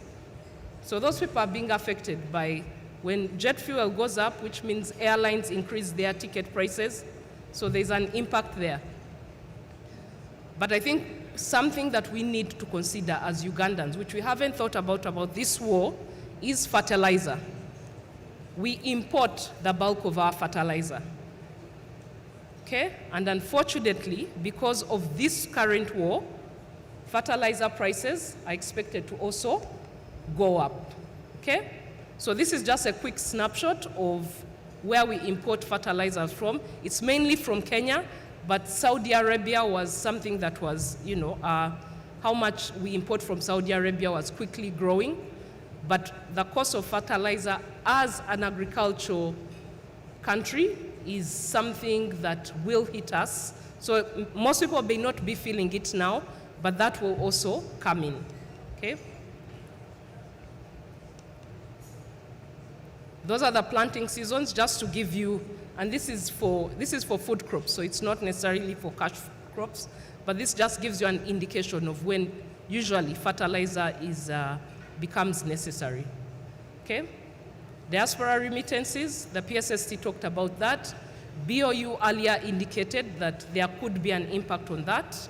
Remittances, especially from people working in the Middle East, could go down, and yet this has now become number 2, from what you've heard, in terms of contributor of Forex. That's where we are at right now. Our trade deficit, I won't go into that. And then, so aside, when we move away from the geopolitical, we also, What's our discussion right now? Ebola. Ebola is a discussion. For people in this room, people in Kampala, they are like, Ebola is not real. Unfortunately, the world thinks otherwise. Okay? So while in Uganda we may not think that Ebola is something that is here, the rest of the world, I don't know if you saw those initial reports when they were reporting about Ebola and said there are about 800 cases in DRC and Uganda. You see, there was that, and it scared the world because they thought, oh my God, 800 cases. How many confirmed deaths? And this is happening in DRC and Uganda. So there was always that linkage. Now they've stopped reporting like that, but the damage is done. And unfortunately, for us, the effect has, travel advisories. So Ugandans, if you're here in Uganda, you can't go to the US, you can't go to Canada. There are certain countries in Asia where you can't go. For business people, that has an impact, okay? We've talked about diaspora people. Some people got stuck here. So suddenly you're losing income. So those contributions, again, are being affected. And again, some people may say, when flights KLM stops coming, that's a rich people problem. When people stop getting visas to UAE, again, that's a rich people problem. That's not our problem. There are a lot of people who work in the Middle East, okay? People who are looking for a better future. So that means if they are not getting visas, they are not going. That means everyone, again, ripple effect on the same. Okay? We've also had disruptions at the border. We close our border with DRC, and we trade quite a lot with DRC. So trade disruptions as a result of that. But perhaps the most obvious and hardest hit sector is tourism. So summer, what they call summer, is usually the peak of the tourism sector. And that's between June and August. So right now, if tourists can't come to Uganda because flights are not coming to Uganda, or they've been told if you go to Uganda, you can't come back to your country. Or when you come back, you go quarantine for 21 days or 30 days, then it makes people think twice about coming here, okay? The tourism sector is still optimistic. The tourism board has been assuring people that Uganda is safe. But again, unfortunately, because of some of the actions that have been taken, there is going to be a hit on that. Okay, so maybe last but not least is trying to wrap this up and say, with all these things that are happening, we now have a new government. So we have a new cabinet. Okay, some of the faces may still be familiar, but they've moved them across, to different ministries, okay? So, and then we have a parliament. Again, you may say most of the faces are familiar, but they need to settle in first. What does that mean? When you have a very ambitious budget that needs to be, implemented, and you have people who need to settle in. These are some of the challenges, okay, that the new government has to grapple with and deal with. So the very last word on this, and I guess rightfully so, we should take a quote from the PSST. It's about internal fiscal discipline. The PSST has talked quite extensively as to what measures the government is planning to put in place in this financial year with regard to, government expenditure. But what do they say? The proof of the pudding is in the testing, okay? You know your mother's cooking is good when you go outside and test other people's cooking. So in this case, we'll wait to see what happens, but internal fiscal discipline is going to be quite critical. The other thing that we need to harness are the regional, collaborations. Whether it's the East African community, yes, we fight every so often, and there are manufacturers in the room, but there is also the African Continental Free Trade Area. This is something that is being, encouraged, and there's a lot that's being done to try and bring Africa on board. But can you imagine, the resources Africa has, and if we are able to trade with each other, internally, we would actually have been able to absorb some of the shocks that are coming and the geopolitics that we are talking about better if we were working together as an African bloc. So this is something to consider. Thank you, ladies and gentlemen. We will now move into the panel discussions. I hope I've given you food for thought this morning, something to think about outside of what the numbers actually are.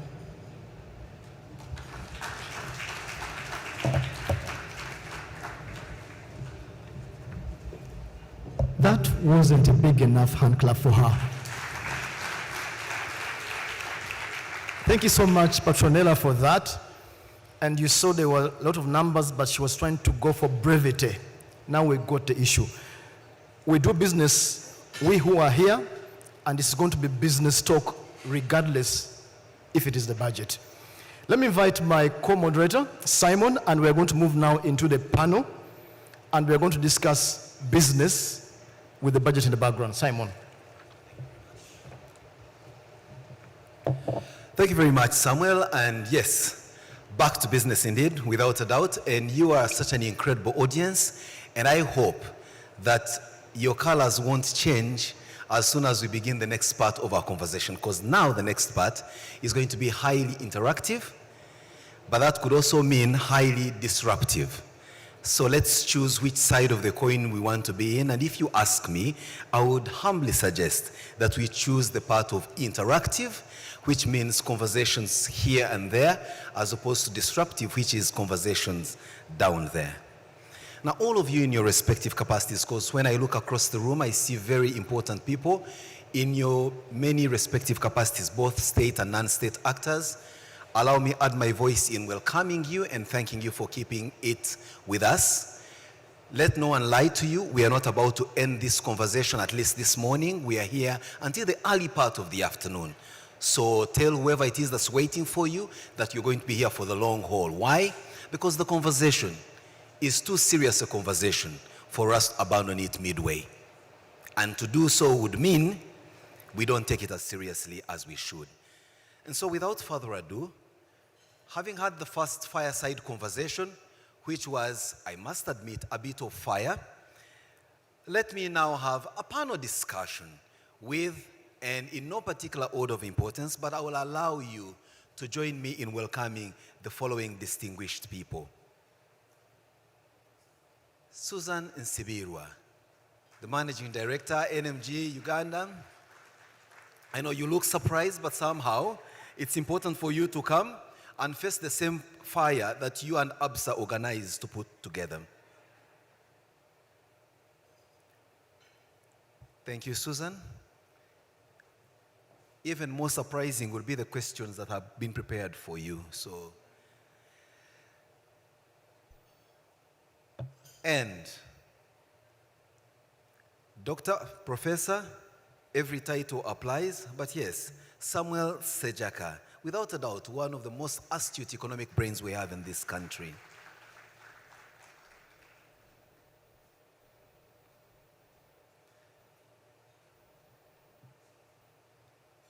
Welcome, sir. Take your pick. Just make sure any seat, as long as not the one which Susan is seated on.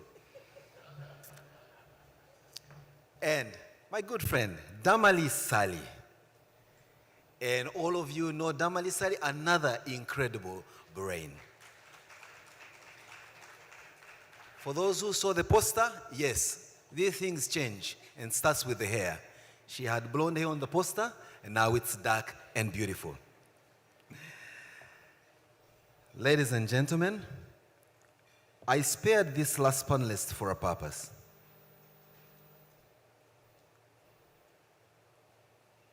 Two things in life are for sure: death and taxes. But in this particular guest, they seem to be responsible for both. But let's start with their former job, which is taxation. So, did I see Dennis Kugonza from Uganda Revenue Authority or their representative? Aha! From Uganda Revenue Authority, let's welcome this gentleman and say thank you.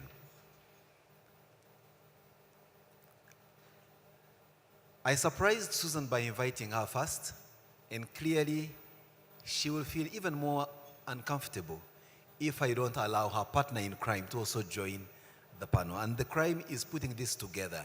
NMG and Absa are the partners in this crime. So allow me, in a very special way, invite our partner, Michael Seguaya from Absa, to come and take their seat.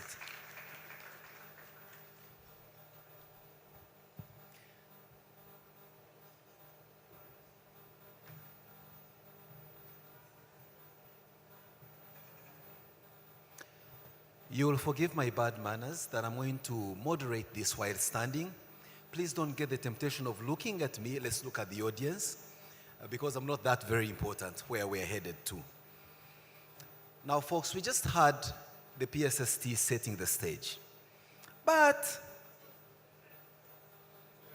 many of us may have had more questions than what we believed could have come from him. And let me, from the PSST, try to go a little bit academic before we bring it down to ordinary conversation. I'll start with you, Professor Sejaka. We'll start from the question that talks about, is it deepening or widening? It depends on how you like to look at these words, but yes, the tax base ought to be widened. And the PSST made a very important point, because we've always argued that they tend to deepen their taxation to a small group of people in the formal sector. The PSST says, make no mistake, much of the informality is actually in the formal sector. And it's not done by accident, it's done by design, and that design has a name. And the name is tax evasion. Do you believe him? Let's start from there, Professor Sejaka.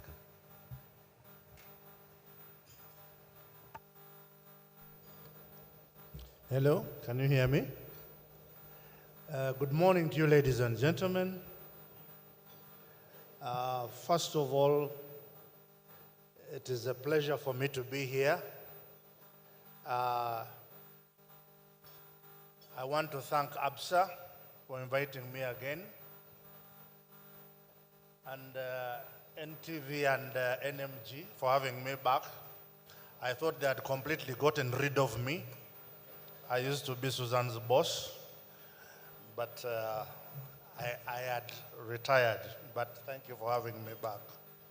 Now, it is interesting that the PSST has talked about domestic revenue mobilization strategy too, and I have not had a chance to personally look at it. But as far as I am concerned, the whole issue of domestic revenue mobilization has been about deepening rather than widening, because I do not know how people in the informal sector pay taxes rather than through consumption of goods and services. When you talk about registering taxpayers, as was the case in the first strategy, it was about having more people registered. And that was in urban areas. But I do not know, Gary is here, I will speak to it. I do not know how much more tax they were able to pay. But for me, certainly, as a large taxpayer, I think I am paying more. So that is, for me, based on my experience, deepening. Simon, I don't know how much the cattle farmer from your village pays in taxes, but he sits outside the revenue system. I do not know how much the coffee farmer in Masaka pays in taxes, but he or she is outside that revenue mobilization system, except to the extent that they consume goods. And I think one of the things One of the things that we have seen in terms of the budget is the increase in those indirect taxes. So we shall see an increase in indirect taxes. Now, I do not also want to deal with the numbers. I want to deal with the principles. And the first principle, I don't know who is here from the Ministry of Finance, but the first principle is who allocates better? Is it the private sector or the public sector? And evidently, we know that the private sector allocates better. But we must have taxes collected. So I don't want to be misunderstood. But again, we also know that no country ever lifted itself out of poverty by increasing taxes. I do not see myself becoming a minister of finance because now I see it is my students who are becoming ministers. So the new minister is my former student. So the bus has gone for me. So, but if I were the minister, the key question for me would be, how do I put more money in the pockets of people so that they consume more? Tremendous. And I think for any of us who is not a planned kid and has a relationship with the village, the numbers do not transform into the reality in the village. Definitely there has been improvement over the last 40 years, but there is still a long way to go. So to answer your question specifically, I want to think that we are talking more of deepening than widening. So these taxes that you see are going to come back again to haunt the people in the formal sector. So I was rather surprised by the PSST's comment that the informality is in the formal sector. I wish we could have more explanation on that. He will return certainly at some point. And thank you very much, Professor Sejaka, for that insight. I don't know, you clearly have given up all hope of being a minister, considering that your students are now ministers. I don't know what I should say since my teacher is the PSST. Maybe then I can have hope of being the president of my local Rotary Club. Still talking about taxation, I'll turn to the representative from Uganda Revenue Authority. His name is Gary Kizito, and he's the Assistant Commissioner for Compliance Management in the Domestic Taxes Department. I think let's give him a hand clap. His question, I made sure I write it, just in case. And so I will read it verbatim. So Mr. Kizito, the border rider, the market vendor, the young teacher, and the small business owner all have one question for you this morning. They're being asked to pay more. More excise duty on fuel. Sugar has been taxed at double the rate. Motorcycle registration costs have now jumped from 200,000 to 500,000. And they are asking, what is the explicit, measurable promise of what they will get in return? And how will ordinary Ugandans know whether URA and government have kept that promise by the end of the next financial year? In other words, I'm simply saying, all of you claim you would want to pay taxes in Uganda. No one hates to pay taxes, right? You all claim you want to pay taxes. But the reason you don't pay the taxes, at least willingly, is that you don't see anything in return. No social services to talk about, no good infrastructure which spawn your beautiful cars. So why should you pay? Thank you very much, Mr. Moderator. Good morning, colleagues, ladies and gentlemen. I would also take this opportunity to thank NMG, Absa, and Deloitte for this breakfast. Very important to discuss issues arising out of the budget. My name is Gary Kizito, representing the Commissioner, Domestic Taxes, Mr. Dennis Kugonza, who has not been able to make it due to other pressing areas. And I also bring you greetings from the Commissioner General, Mr. John Musinguzi, and the entire management of URA. About the question, what should a Ugandan expect in return for the increment in the various areas of tax? Professor Sajjaka is my teacher as well. And the first thing he taught me is that tax is non-quid pro quo.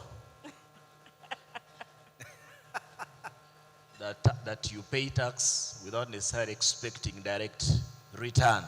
Right? However, like the PSST explained, taxation is a source of revenue for government. And also Patronella also brought it very well. Government has a duty to provide public services, and can only do that through mobilizing revenue, and taxation is one of the key sources of revenue.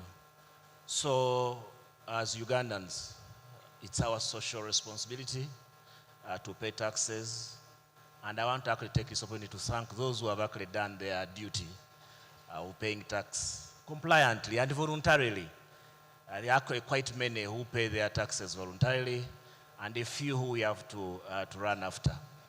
So when this tax is paid, the expectation is that government provides the social resources and services through making roads, transport areas, schools. We have UPE, we have USE, university,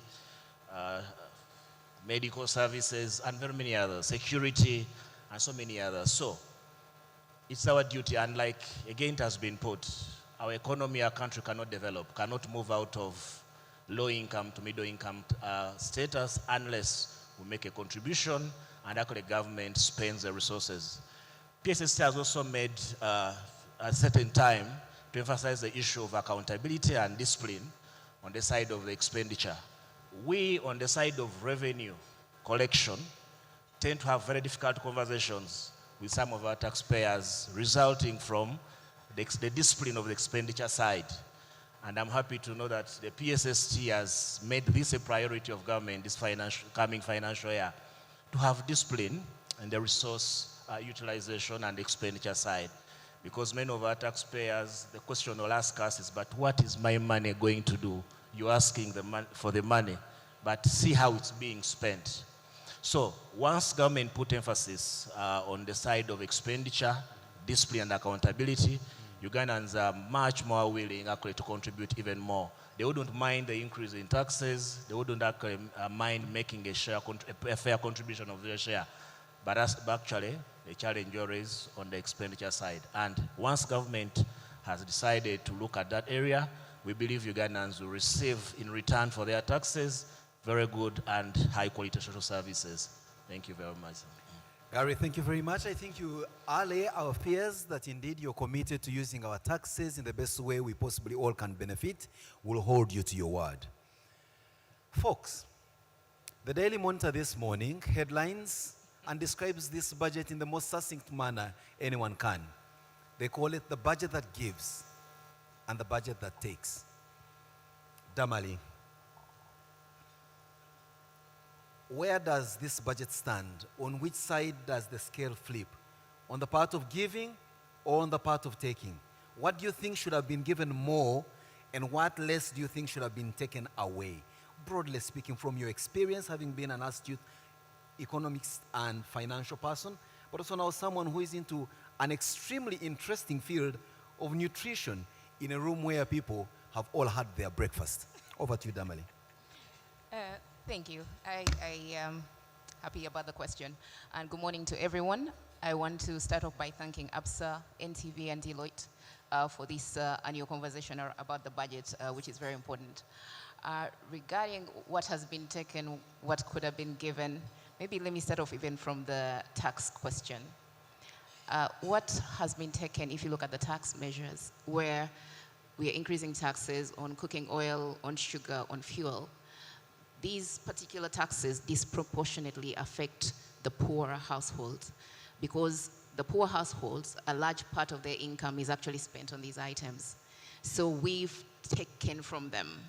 And the total value of these tax measures is going to bring in about 1.7 trillion.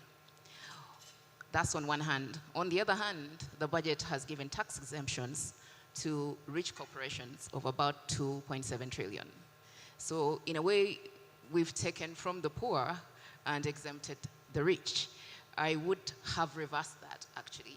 I would and maybe have increased tax measures on basic items like cooking oil, like fuel, because they affect the poorest of the poor. But I would have reduced the tax exemptions, ensure that the rich corporations that were giving tax exemptions are really complying with those. We should be monitoring them, we should be supervising them. They should be worth that for us to be giving away basically 2.7 trillion in tax exemptions. So I would have reversed that if I was, give and take. If I was good, I would do that. Damali, just sorry to interject, but until a few months ago, it would have been taboo for me to make mention of even what's been quoted in the budget speech. For example, there is an income tax exemption on Bujagali Energy Limited till 2032. Now, I would not have said that until recently when NMG and Bujagali stopped having the same owner, but now I can say it for purposes of furthering candid conversation. Not so, Susan. So you can imagine Bujagali Energy, one of the most, profitable industries, is given a tax holiday, and the mama chapati, the cooking oil goes up double. Your border guy. You're right, Damari, but try to be succinct. Don't speak in passive voice. We know you to be candid. Hit it hard. That's why you're here. Right. The other area that I found a bit concerning maybe would be on the domestic tax arrears, which basically mean the government owes the private sector. So the value is about 10 trillion. So government owes the private sector 10 trillion. The private sector has delivered these goods and services to the government. The government hasn't paid them back, 10 trillion. Wow. So what the government is then planning to pay in the budget is about 200 billion of the 10 trillion. That, if we continue to pay that amount, it could take the government like 50 years to pay off the 10 trillion, ignoring the additions. And yet, so I would have prioritized paying down these domestic arrears to the private sector, because it means that I pay them what I owe them as a government. The private sector goes, employs more people, sells more things, I tax them more. It's self-reinforcing in a positive way. So rather than tax exemptions, rather than large public expenditure, I would have actually paid off the private sector debt.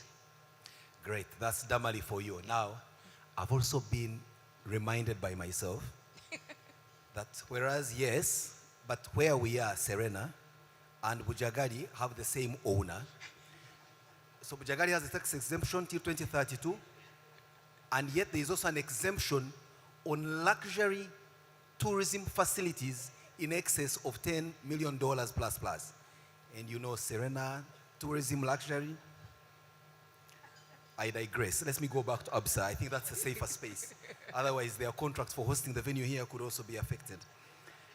Mr. Seguaya, for you, because I know, I talk too much. I was going to say you are responsible for my paycheck today. I didn't realize you're seated next to the guy from URA, and we had not talked about what's net of tax and all that. I'll take my payment in cash. Mr. Seguaya, Absa Bank Uganda is not just a sponsor of today's conversation. You're a key actor in the financial ecosystem that must translate this budget into economic activity. The budget forecasts that Kampala startups, for example, are attracting more investment than ever.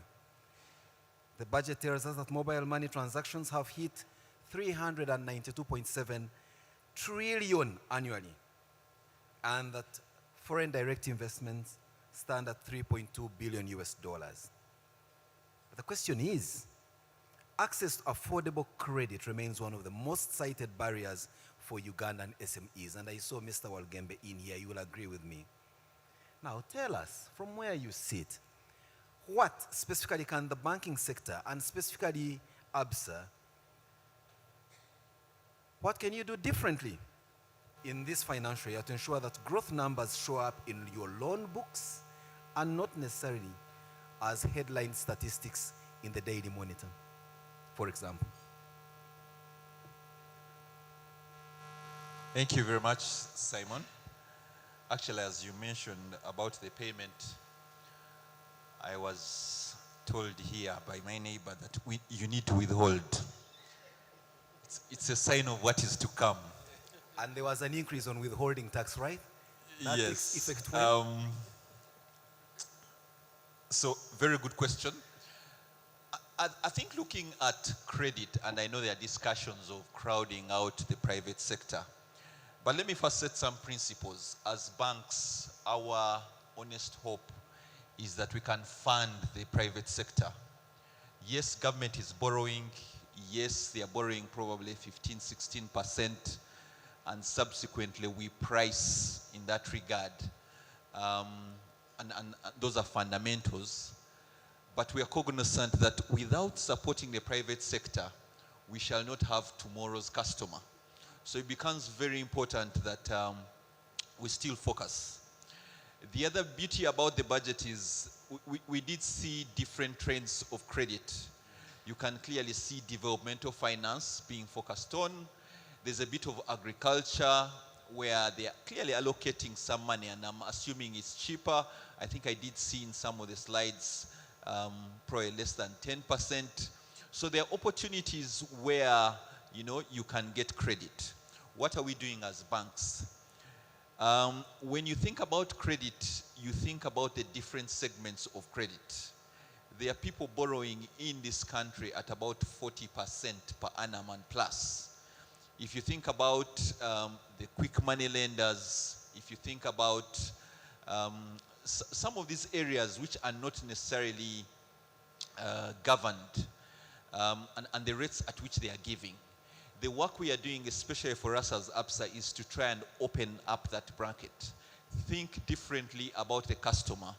How do we use your mobile money payments, as an example, to be part of the credit assessment? Because we are just realizing maybe not everybody will have their turnover through the bank account, but we need to recognize the different changes that are coming through.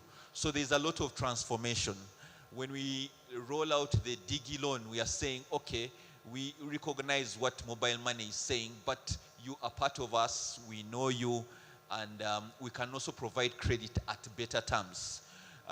Recognizing the fact that, yes, there may be more expensive opportunities elsewhere, but the fact that you are our customer, we understand you, we can provide credit in that regard.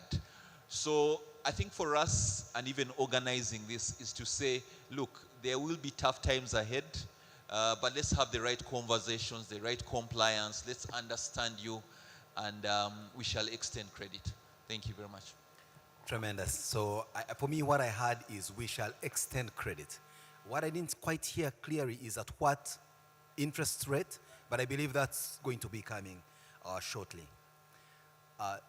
Madam Josephine, I really didn't know you were this close to me. I know you were in the room, but I didn't know you were this close when I was speaking about your former workplace. But it was not personal, really. It's just to say, part of drawing your attention to the fact that I'm also here. Susan, the PSST reiterated what was in the speech yesterday about accounting officers signing budget discipline charters as one of the measures of curbing corruption. Let's put it plainly. You sit at the helm of a media house that credits itself for checking and holding power to account every single day.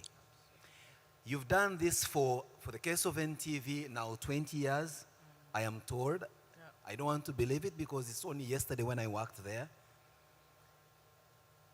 But it's taken you decades of holding government to account. But now government is putting in their own budget an allocation to ensure that there is accountability. Is it because they are listening more to you, or they have completely ignored you and they just hold you in total contempt that now they're going to do the accountability role themselves? And doesn't it, from where you sit, look like a case of Dracula superintending over a meeting at the blood bank? I love the analogy. And I must be careful what I say because these days, with the passing of the sovereignty bill as media, we might be challenged with causing economic sabotage when we actually talk about the things that matter. But it's good to hear about budget discipline and the fact that government is invested in budget discipline. We don't know why it's taken so long. And of course, if you nominate and put into office people who are indisciplined, that's another case altogether. But the case for I am glad you stopped right there. Now let's proceed in that direction. But the case for budget discipline, it renders us as Ugandans quite useless when we see the same money that is collected from the taxpayer being wastefully, and I say wastefully, used by those who can use it. The PSST called it budget games. When we tried to hold Parliament to account last year, we paid the price for it. But we see how taxpayer money is abused on a daily. And we tell those stories, and we pay the price for telling those stories. Some of them seem unbelievable. Some of them seem very unbelievable. Let's give Professor Sejak a company in clapping for Susan. Susan, so please. it's not that we don't support the tax policies and the tax regimes and all that. But how is that money being used? The public wants to see accountability of that expenditure. The public wants to see why is it necessary for the supplementary budgets that the PSST has talked about. Yesterday it was presented. How soon before a supplementary budget is passed? And then again we have to ask those questions. So the question for us is government actually going to walk the talk? Because that's what it is. He's talked about execution, because we all know that culture eats strategy for breakfast. And in this case, in the boardrooms and in those silent rooms, everything that has been said here, we hope that government is actually going to walk the talk. But otherwise, as media, we will continue to do our job of holding government accountable. The classified expenditure that nobody knows anything about, but it goes way above what should be spent on education, what should be spent on health, what should be spent, and also the supplementary budgets for individual organizations. When you think about the money that is spent on a hospital on Entebbe Road, and you think about all the health centers within Uganda, you're like, we must ask questions. And of course, we are the ones who will be slapped for asking the questions, but that is our mandate, to hold government accountable. Thank you. Wow. Ask all the questions you want to. We'll be glad and cheer you on from the comfort of your offices to the cold rooms they call jails. But at least you'll have done your job. Now, Susan, just like you said, you will ask all the questions. Truth is, everyone in this room has an opinion or two about the subject matter. And when my eyes dart across the room, I'm seeing old friends, good friends with whom we have these conversations and more conversations and other activities. Some of them, I can't recognize them in suits, like him, because he's always running. He knows himself. And many others. But I want to pose a particular exciting question to if there is someone from the Uganda National Oil Company. Do we have Peter Mulisa or Tony Otowa in this building? Okay, Tony is unmistakably conspicuous. Everyone in the room has black hair. Anyone from UNOC? There being none, but let's not forget that in the budget, we are told that the bigger percentage of our revenue in the next financial year will come from the proceeds of First Oil, which we are told, at least if anything to go by in the papers, anything to believe, could be starting to flow out of the ground this month. Hopefully they meant of this year. So June, yes, but we never told the year. We wanted to know, does anyone know whether this will be true or not? So we'll park that, and I'll turn to maybe who catches my eye in the audience, because now the guys at the panel have spoken. Okay, Damali has decided to give me a breather. So Damali, quick one, then I got down to the audience. Yeah, the microphone is on. Hello, okay. I can't give the answer you're particularly asking for, but I have a comment on the first oil. First of all, I'm happy that we are getting our revenues from oil. And in the budget, it's about 1.4 trillion that is projected to come through this year from oil. But we need to put it in perspective. The current budget is 84 trillion. So the 1.4 trillion we're getting, of course, we're just starting, is a drop in the ocean. However, I think my comment is around the principle. We are planning to get this oil revenue and spend it in day-to-day. A budget is a day-to-day expenditure. And yet the oil revenue, any country that is successful in managing oil revenues, mineral revenues, there are 3 in the world: Norway for oil, Chile for oil, and also Botswana for mineral. So those countries that are most successful in managing natural resource wealth have one common factor. They all have a separate financial management act that manages that money. So they never commingle day-to-day budget money with revenue from this natural resource, because the natural resource is a heritage. So oil is a heritage for all Ugandans. That money, we are supposed to hold it in perpetuity for all generations of Ugandans. So we are supposed to really have an oil revenue management act where any money that comes from oil is managed through a separate process. And that act would define how much of that money should be invested in perpetuity, how much of that money can be used to pay for debt servicing, how much of that money can be used on day-to-day expenditure like paying service, public service people. So it would have very clear rules, but we don't have that. So right now we are starting to get the money, but we are throwing it in the pot, and we will find ourselves just spending this money. And if oil runs out in 50 years and we've spent all the money in 50 years, that will be such a disservice to a Ugandan who's going to be born in 100 years, when they could be incredibly rich. We could be in Norway if we do it correctly.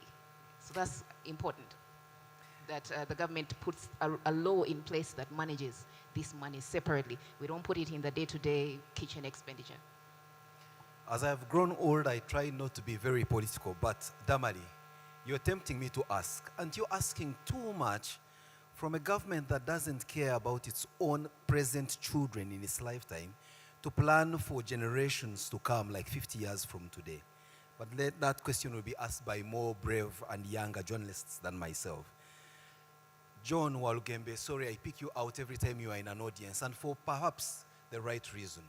From the budget, we see that the cost of doing business is going to continue going higher, especially for small and medium enterprises where you are a supremo. Fuel goes up and it has its cascading effect on everything. Cooking oil prices have now gone up, and you know what that does to the price of chapati and many other things that go along that line. I won't even begin to talk about the increased excise duty on alcohol. It's particularly very painful on a Friday morning to talk about. But make me happier. Tell me, what resilience do you still have under your wings that the small and medium enterprise of this country will continue to thrive and survive in spite of a budget that sometimes does not favor you, but favors the bigger boys, the ones who get tax exemptions, even when they are the most profitable companies as we stand, and they are at macro level? 2 minutes. Thank you. I think the SME sector is resilient. I keep telling people that in hard times, some foreign investors will leave, but the SMEs will stay regardless. In terms of the budget, I would say that the priorities are generally aligned with what we think as a sector. Of course, if I do a broad analysis, I think that 10.2% growth rate is extremely ambitious. Even with the oil, I think it's would need a miracle to jump from 6.4 to 10.2. I would say the investment in the wealth creation programs like Myoga and so on, the 2.5 trillion, is something that we appreciate. I just hope that we reduce inefficiencies there in terms of how those funds are administered. I also think that we need to invest more in improving the cost of doing business. If you look at, sorry to say this, I don't know if we have someone from UEDCL. You're not treating us very well as small businesses. You know, I spoke with an entrepreneur. Their wood factory got burned 2 billion shillings because electricity is their Christmas lights. You see? So we need to be serious. If you are incapable of managing an enterprise, because we privatized for a reason. Now, if you choose that you are coming back, you had better come back in a good way so that you don't mess up things. The same advice goes to Uganda Airlines. I've used Uganda Airlines. Initially, the service was good, and the service can be good. But running an airline is not about acquiring more, a bigger fleet. You know, I was traveling from South Africa, and the AC just went berserk. Then I heard that at one time, a window went, either the bird hit a window, and then we were praising the pilot that is very good, that a bird, so we need to be serious. If you're investing money in these public enterprises, we need to see results. So cost of doing business. The justice system, I have a case in Hoima circuit there. 5 years, a straightforward case. We are talking about alternative dispute resolution, but for businesses, we don't want to waste time. I have a simple case, let it be resolved very fast. So if you're investing in the judiciary, we also must we must seek results. In Kenya and Tanzania, when they are interviewing judges, it's public. They come and they're interviewed and the public feels, yeah, this is the best candidate. So there's room for improvement there. Cost of credit is still an issue, but that has many supply and demand side factors. We recognize that even SMEs, we have a problem. Ugandans don't also want to pay. They are not good at bookkeeping, and we're happy that Professor led a team that worked on an e-accounting tool that we believe can help improve record keeping on the SME side. On the financial institution side, I'm a client of Absa, by the way. Not just here, but even in South Africa, I have an account. Mama. Yes. I'm a dual client. Now we are asking you, come up with products that suit the SME sector. This elitist tag, we want to moderate it a bit so that more of our people can be able to benefit from your services. Allow me to stop there. Give me 2 minutes. Thank you, and thanks for asking me to allow you to stop there. Absa, your story matters.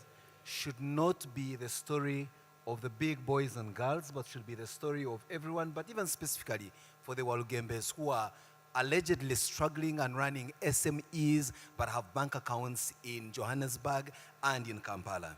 Interesting. Sorry, I will pick on you again, Josephine Osea. I need this room to understand that you have gathered here as an incredible communion of intelligent minds.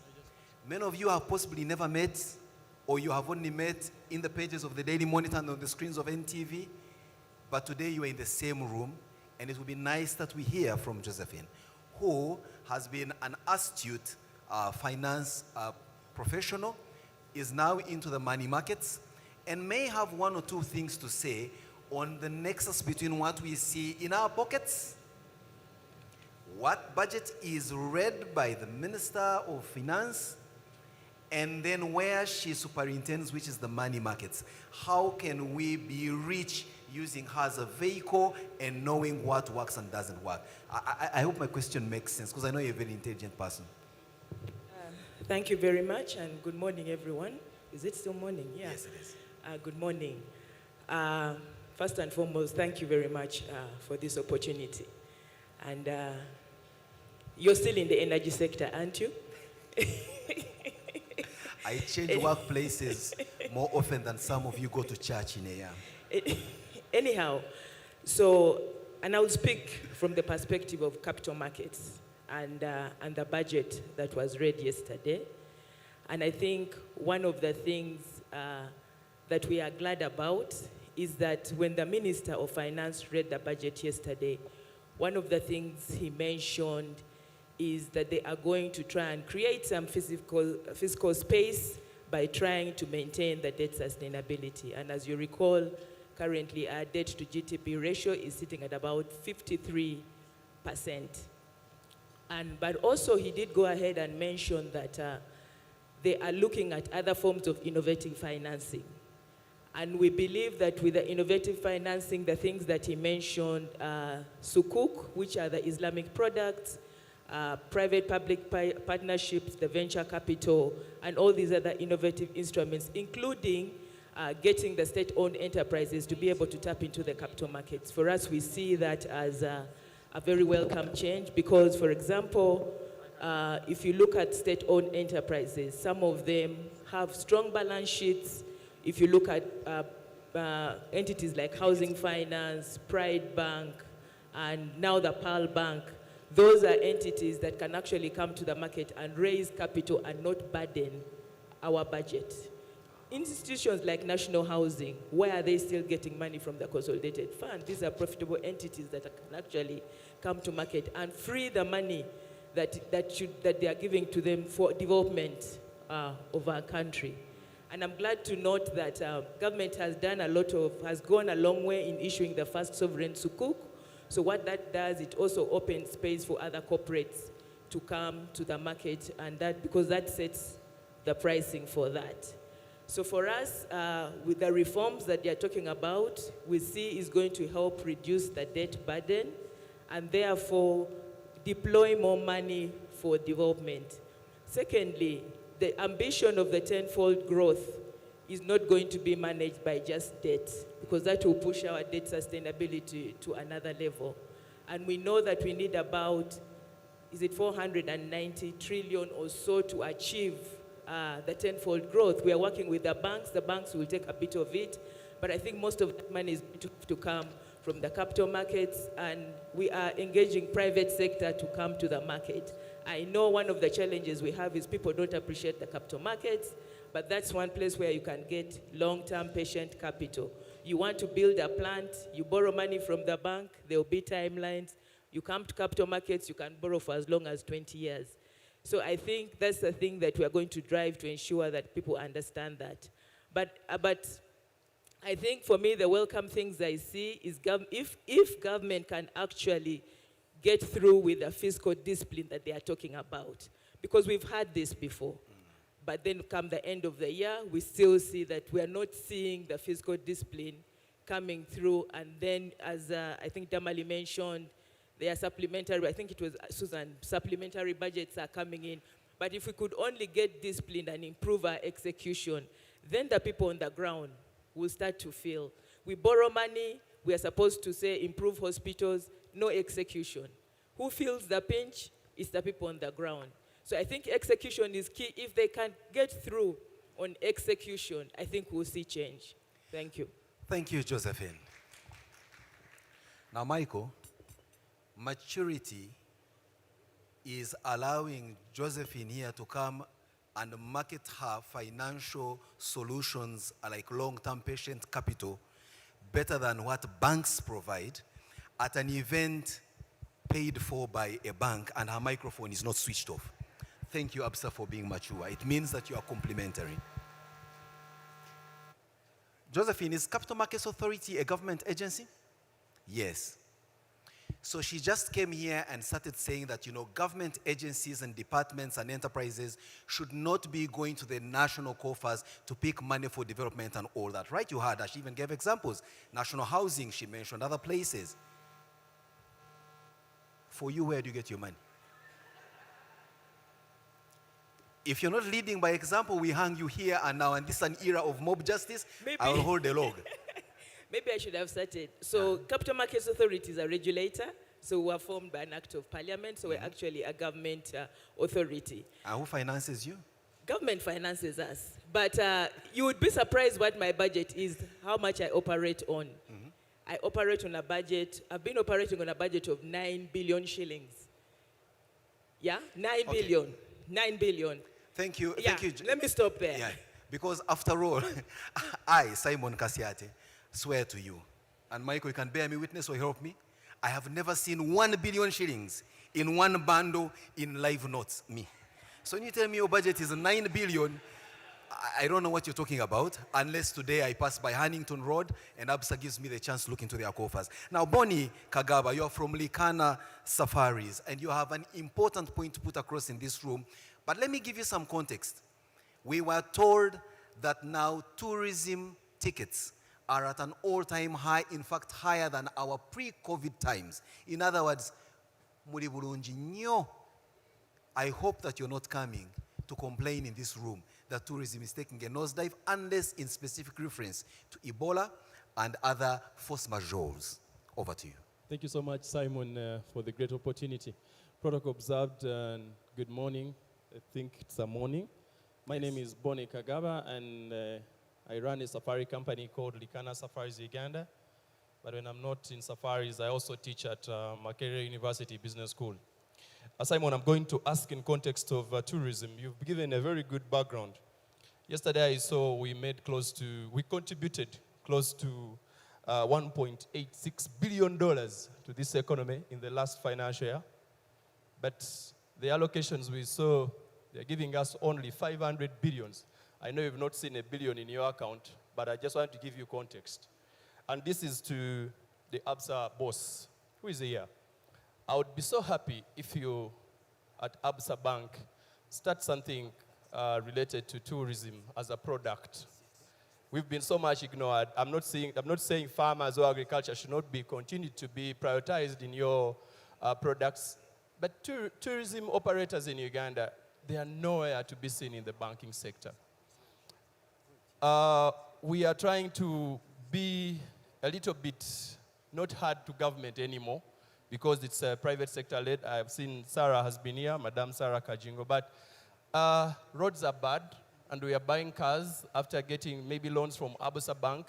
From here to Bwindi Impenetrable National Park, which is bringing in billions of dollars. If you didn't know, I invite you to go and see gorillas for 1 hour. As a Ugandan, you'll pay close to $300,000, but a foreign non-resident will pay $800. So if we just marketed Uganda and have close to 1 million arrivals seeing the gorillas, we could be almost having $8 million just in one single year on gorillas alone. We are not talking about Serena bookings in the hotels and what, just seeing the gorillas. And Simon, we are not marketing. I wish if Absa Bank could design a product, number one, to support tour operators to pick money, go to London, go to Atletico Madrid, go to Spain, to market Uganda as a destination, courtesy of Absa. Give us loans as tour operators so that we de-risk our operations. We will definitely make money, and even the $500 billion dream of PSS, I think it was here in the morning, would be just reached before 2040. But roads are bad. This is for government. Security well done. And then from nowhere, this May, June, July, this is our season to work. Minister of Health says we have Ebola, and we don't have Ebola. I can tell you because just see the behavior of people in the city. We've had cancellations. Absa Bank, I bank with you, Absa Bank Chireka. I went there to send money back, $45,000 back in cancellations. They are not coming. And they're like, once we want to go to other alternative countries. So, Simon, I really don't know, and thank you, NTV, for putting the picture out there for us. We are here advocating for tourism, which is like not bothered about. People think it's a luxury, but it's a money-making kind of sector, which if Absa Bank just got interested in, it would be great. URA is seated on the panel, maybe.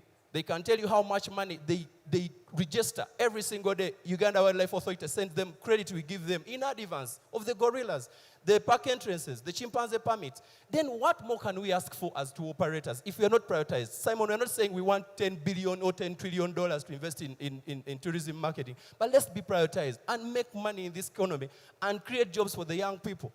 I employ close to 12 young people. They get $50 every single day. They're on a safari for 15 days, 10 days, 80 days, Okay, and that's Bonnie, the value chain. pardon So me for we are not interjection. happy, and we are here to lament. If Absa, you can think about us, make for us some good products, and it will be very great. Thank you. Folks, do you agree with me that the tourism sector has become something else? We thought they only had one Amos Wekesa, but looks like when Amos is away in South Africa marketing, he leaves Bonnie and many others in the room. They will speak until kingdom come. But thank you, Bonnie. That's been taken note of. Michael, you brought this upon yourself, so prepare money for the tourism people. But before you come in, we are about to conclude this conversation. And I'm going to have an omnibus of 2 other or 3 other comments or questions, briefly, 1 minute from the audience, and then we go back to our panel to give their closing remarks before we cut it out. And I'll start with you, Dr. Agnes Atim. For many reasons. One, you are an advisor on Operation Wealth Creation in the office of the president or the vice president. You are a former member of parliament for Amolata, at least that I remember.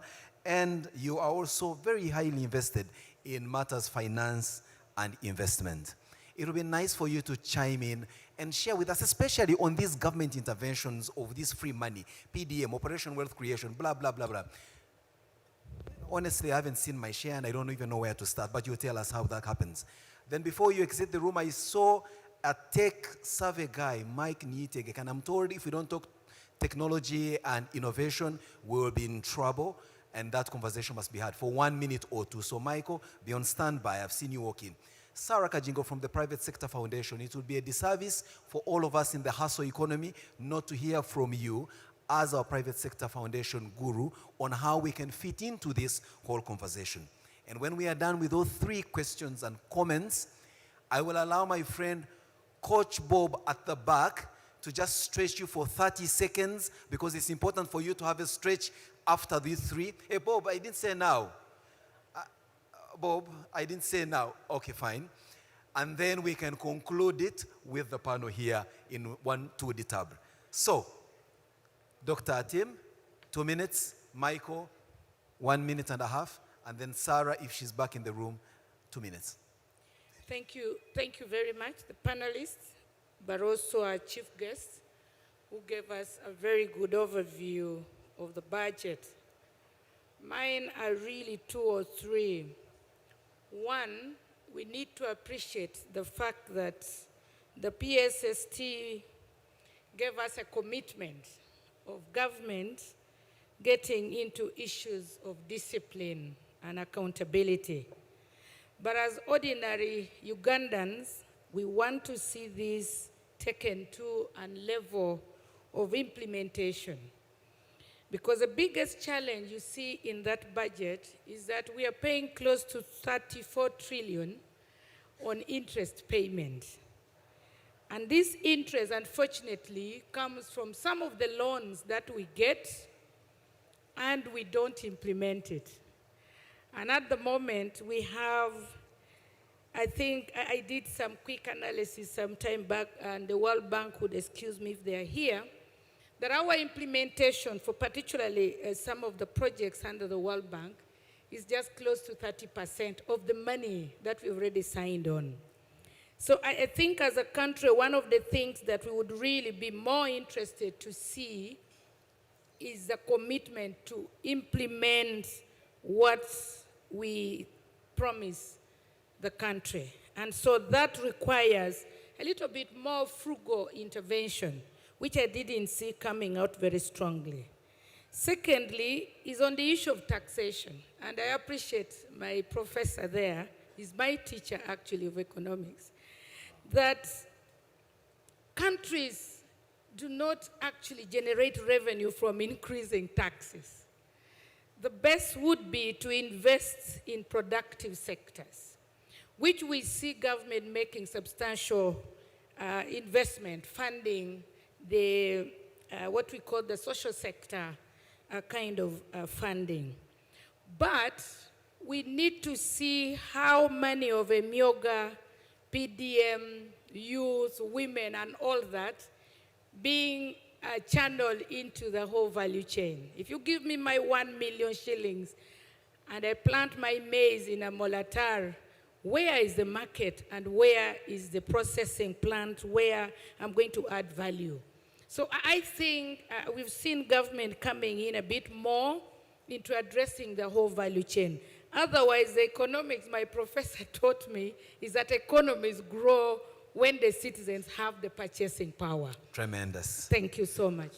Dr. Agnes Atimapea, thank you very much. I think she deserves a hand clap. Michael Niyitegeka, a conversation in this era that does not touch on tech and innovation and how this can be another positive opportunity for Uganda to thrive and survive in these sometimes hard times would be an unfair one. But before you come in, just for clarity's sake and in part of our public service, I wish to debunk the earlier comments made that there is no Ebola.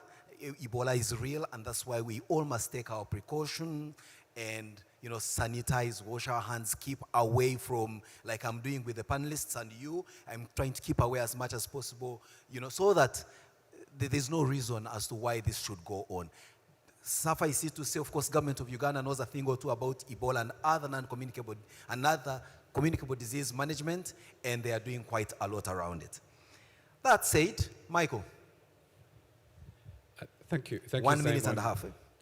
I was about to ask you why everybody else 2 minutes, but 1 minute and a half, but we shall meet somewhere and discuss that. Unemployment is a big thing in this country.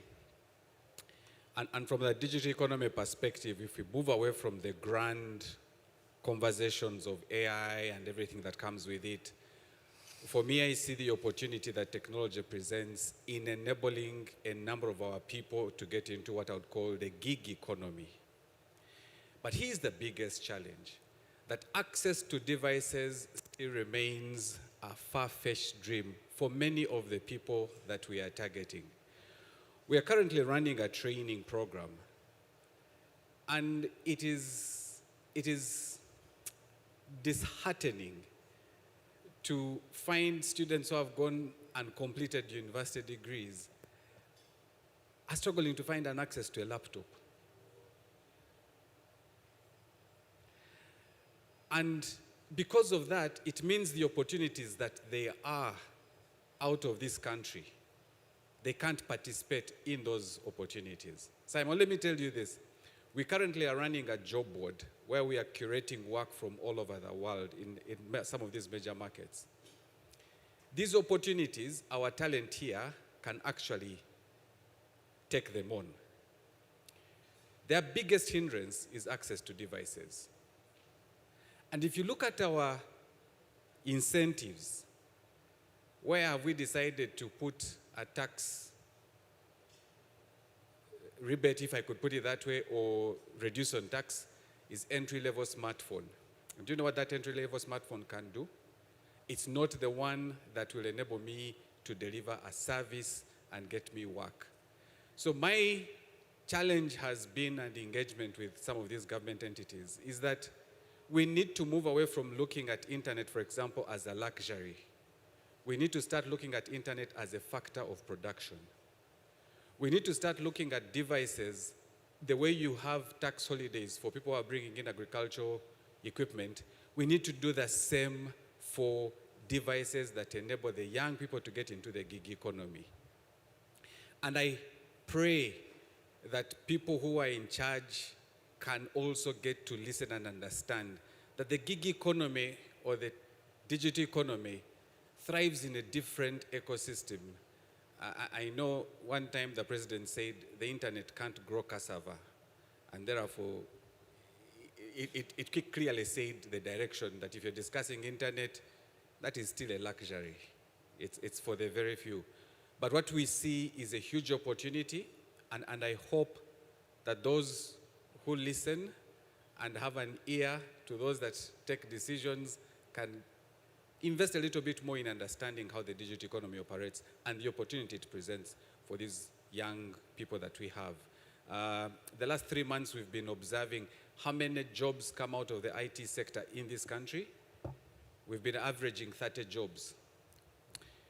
If you look at globally, we are now targeting, reviewing, focusing on markets like in Europe, South Africa, Egypt, On average, weekly, there are 650 jobs openings that we can take off. But we can't. We can only see, admire, and proceed. Thank you, Michael. If you continue, and from the way you are presenting, I could break into a tear. It's sad. I don't want to claim to know the president better than some of you, including Susan here. But it's interesting how, indeed, you're right. He treats internet like it's a luxury. But every time he wants to communicate to the largest demographic of his country people, the Bazukuru, he uses the internet. And also, strangely, the same government that banned Facebook will always post their press releases, however short they are becoming every day, on Facebook. So that's a conversation that needs to be had. And I saw my friend Magaiva Rugambwa from Uganda Communications Commission. He was here, the superintendent as a regulator to many of the internet service providers, some of which years ago ran adverts, you remember them, where they said internet is now a human right. And I'm sure Philip, now in Absa, was at some time in that internet service provider, still in IT, and he remembers that what I'm saying is the truth. So that's the conversation that ought to be completed. Now, to my panelists, truth of the matter is, you made very eloquent presentations and a dissection of the budget, at least from the viewpoint which we asked you. But the grand summation is that you tended, as is sometimes accused of Susan and her group, to be a little negative. But we believe it cannot be all gloom and doom around this budget. I mean, look, 10 point something growth rate, 84 trillion, as much as the PSST said, they just added in other things to make it look big. But I want to believe that we can conclude in our submissions with a bit of a positive outlook. Because anyway, however negative we will be, the budget is what it is. But maybe we just need to give ourselves some hope.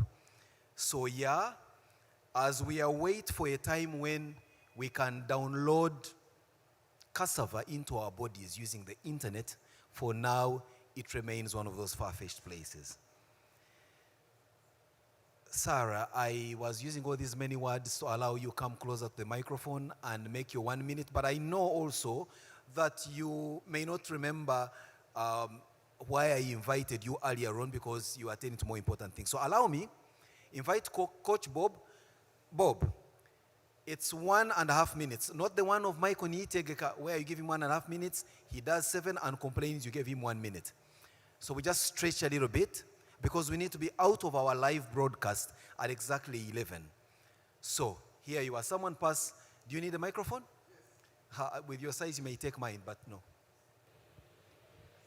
There's one coming your way. Good morning to you all. In the spirit of health, let's stand up. We need our blood circulation to get into our bodies. We raise our hands like this.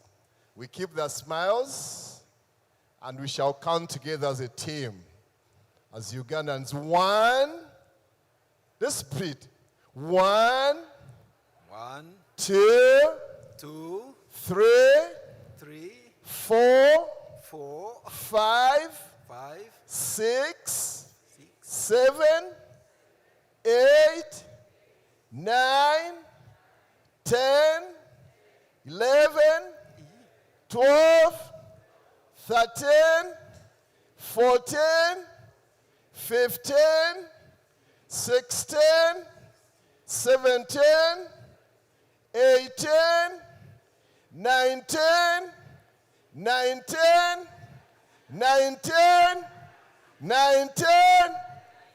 20. We go on the side now. Both hands. 1, count together. 1, 2, 3, 4, 5, 6, 7, 8, 9, 10, 5 to go. 1, 2, 3, 4, 5. All of us making our palms like this and we count. 1, together, 2, 3, 4, 5, 6, 7, 8, 9, 10. Final one. We do our shoulders like this. 1. Together.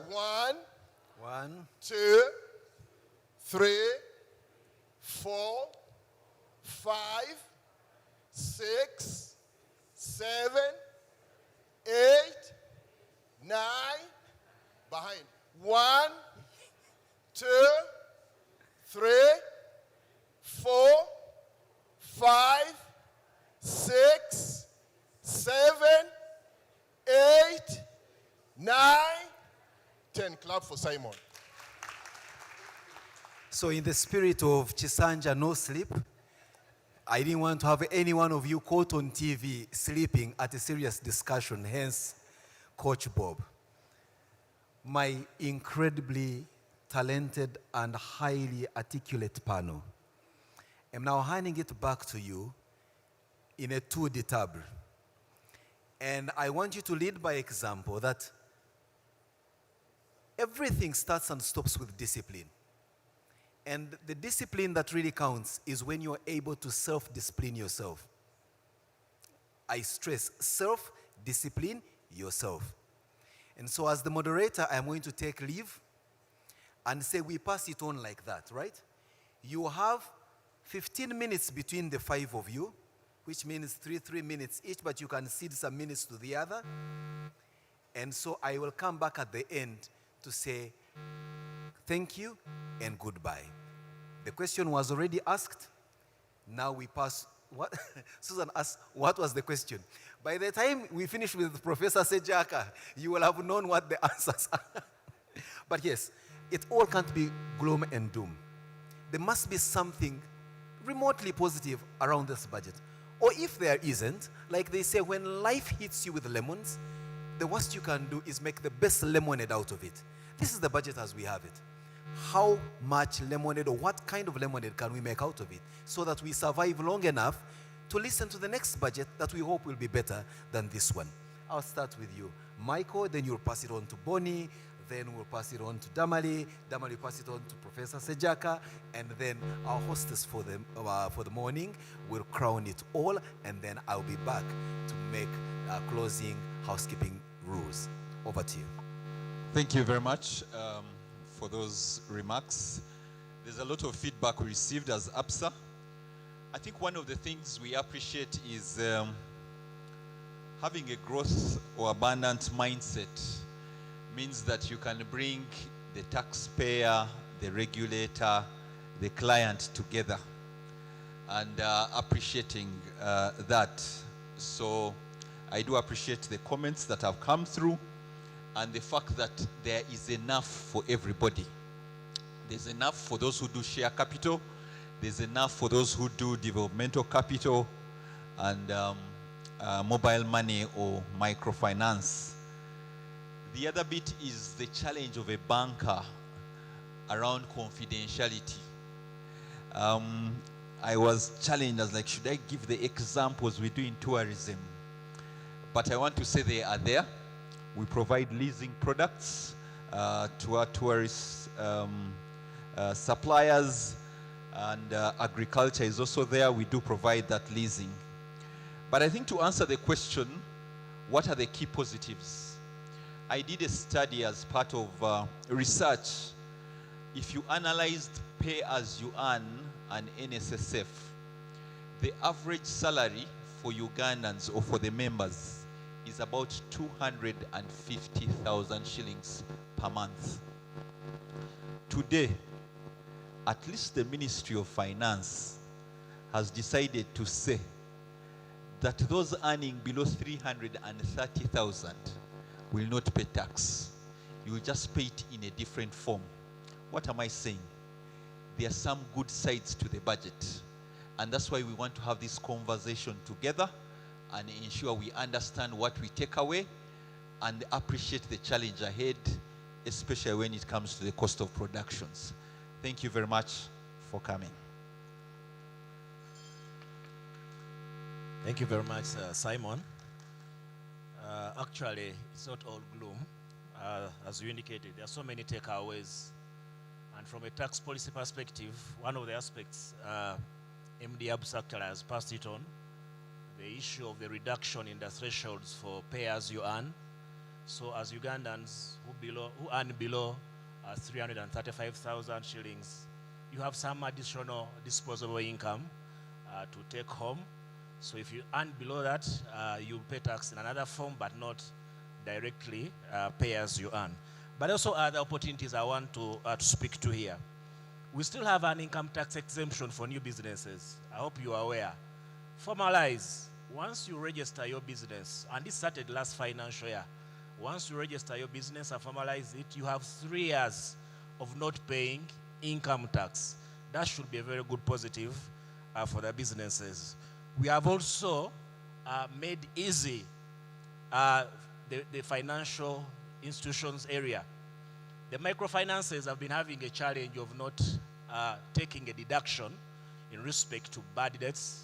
This has also been allowed, and this also should be seen in the cost of credit as well, because once the tax element is reduced, then that should also inform the cost of credit.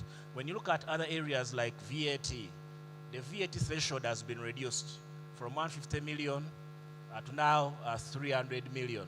This reduces the cost of compliance and the burden of VAT as a tax to mainly the small businesses. So you don't have to be required to register for VAT if you're not interested, because the threshold has been raised as well. But also there is another take-home that should bring cash for you as a business. Government has removed withholding tax, withholding VAT from businesses that actually use IFRIS.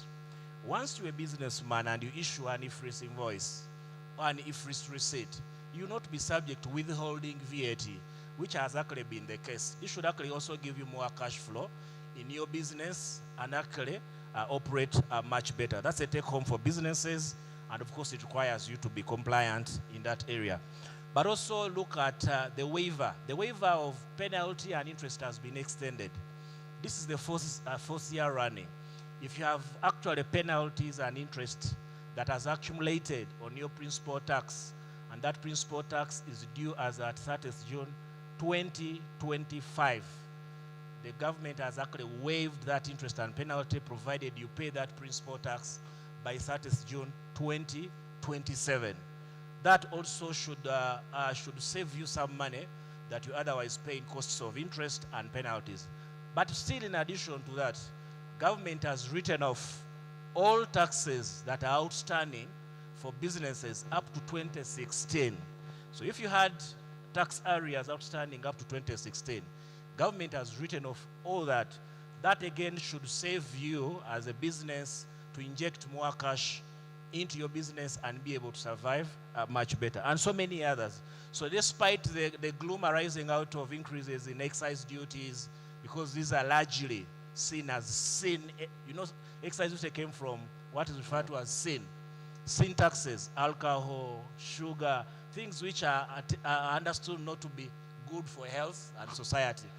But unlike the gloom from that area, we actually have so many areas where Ugandans are going to benefit, as I've listed. Thank you very much, Simon.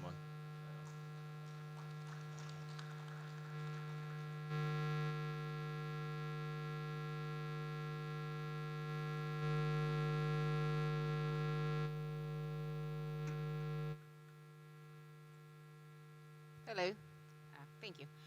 Before I get onto the opportunities in the budget, I think I wanted to talk about a little bit about the financial discipline. If you look at the budget, where 30% or 40% actually of the budget is on debt servicing, 30% of the budget is on public wages, public admin, public benefits, and security. That means 70% of the budget automatically is being spent even before we talk about a health center, before we talk about a road, before we talk about a school.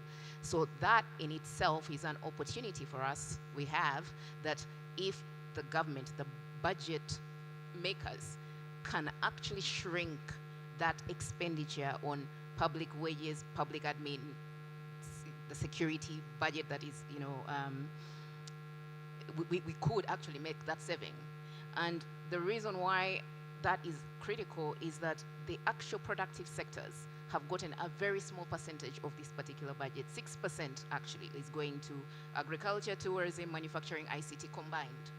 So if we can shrink our public service expenditure, we could actually lower what we have to pay, or increase what we can pay for the other sectors. In addition to that, if you look at what URA is going to be able to collect, or has been asked to collect, 44 trillion vis-a-vis an 84 trillion budget, it means URA can only really collect 52% of the budget needs. So that means for almost every 10 shillings URA is collecting, 8 shillings are going to debt servicing, then 2 shillings is left for other things. But the balance of the budget that I've just talked about is going to be paid for by more debt, because we have to borrow more to do that. And we're borrowing more mostly on the domestic market. Now, of course, this is not necessarily an issue, for banks. They're allowed to lend to government, but government itself, when you borrow from commercial lenders, you pay at 16%. When you borrow from concessional lenders, you borrow at 1%, less than 1% actually. Concessional lenders including the banks and World Bank, IDA. Now, of course, there's been a freeze on concessional borrowing, but I think the opportunity we have here is that the government should engage more concessional lenders so that we borrow more, if we must, from concessional lenders, because the cost of that borrowing is lower to government. Right now, we are borrowing very expensively, and we may have to maybe restructure some of the commercial things. Our current public debt is 130 trillion. So if you divide that by the 47 million Ugandans at present, we've spent, each one of us, including babies, or 2.7 million Uganda shillings.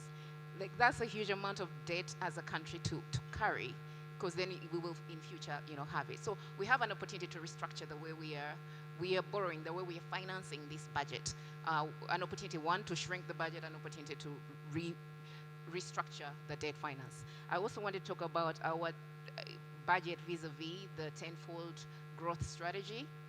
The two currently are not speaking to each other, because for us to get to $500 billion of GDP by 2040, we need to grow by at least 10% annually consistently.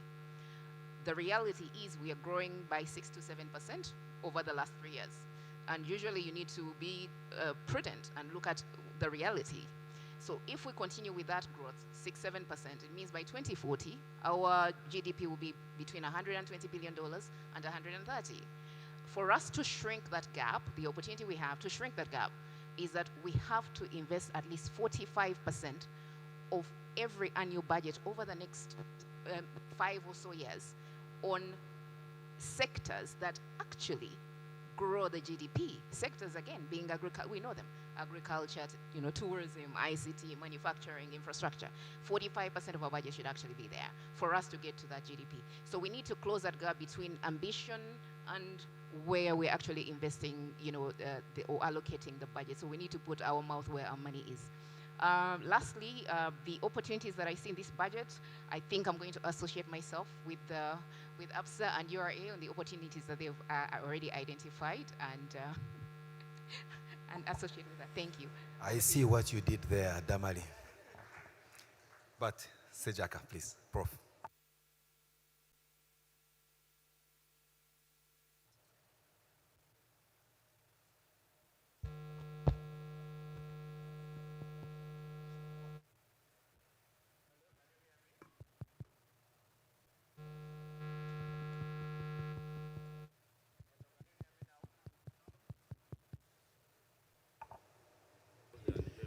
Professor, relax. No weapon formed against you shall be allowed to prosper. Not when I am in charge.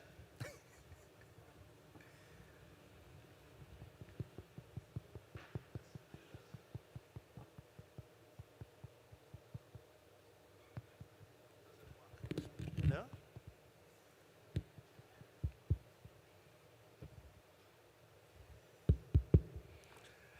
Thank you. True, no tool against me shall be allowed to prosper. Simon, you asked us to be positive And I'm going to be very, very positive. One, I work a lot with the people in the Ministry of Finance. So I engage them privately and in public fora like this.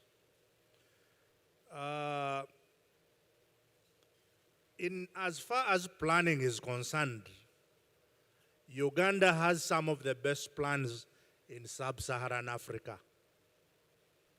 That is without doubt. It is on record, even the World Bank has acknowledged it. Unfortunately, the delivery or execution of those public investment programs is at about 30%. So that is the problem. So in terms of this budget, what would I want to say? The problem is not the budget. The problem is the behavior of our public sector. There is public waste. There is non-performance. And there's also a problem of poor pay in the public sector. I have personally walked to the PSST's office and I have said, Rama, if you are going to ever make a change in this country, the first reform we must have is public sector pay. I do not understand how you give somebody an SUV that costs 1 billion shillings and then you pay them 600,000 shillings a month. It doesn't make sense to me. So that is a political decision that has to be made. So I have 4 points that I would say on things we should do differently. One, can we restructure public sector pay to address corruption? We now have this problem of intern doctors, and I feel for them. How can you fail to pay intern doctors and you can pay these S6 people in parliament? It's a big problem. Yes, njakubira ddala. And I'm not saying this in bad faith. We are doing the wrong things. Okay? We should pay people who produce. So please pay intern doctors as you buy cars for these noisemakers. So we must restructure public sector pay. That's the first thing. Two, we must improve public investment service delivery and follow the National Development Plan.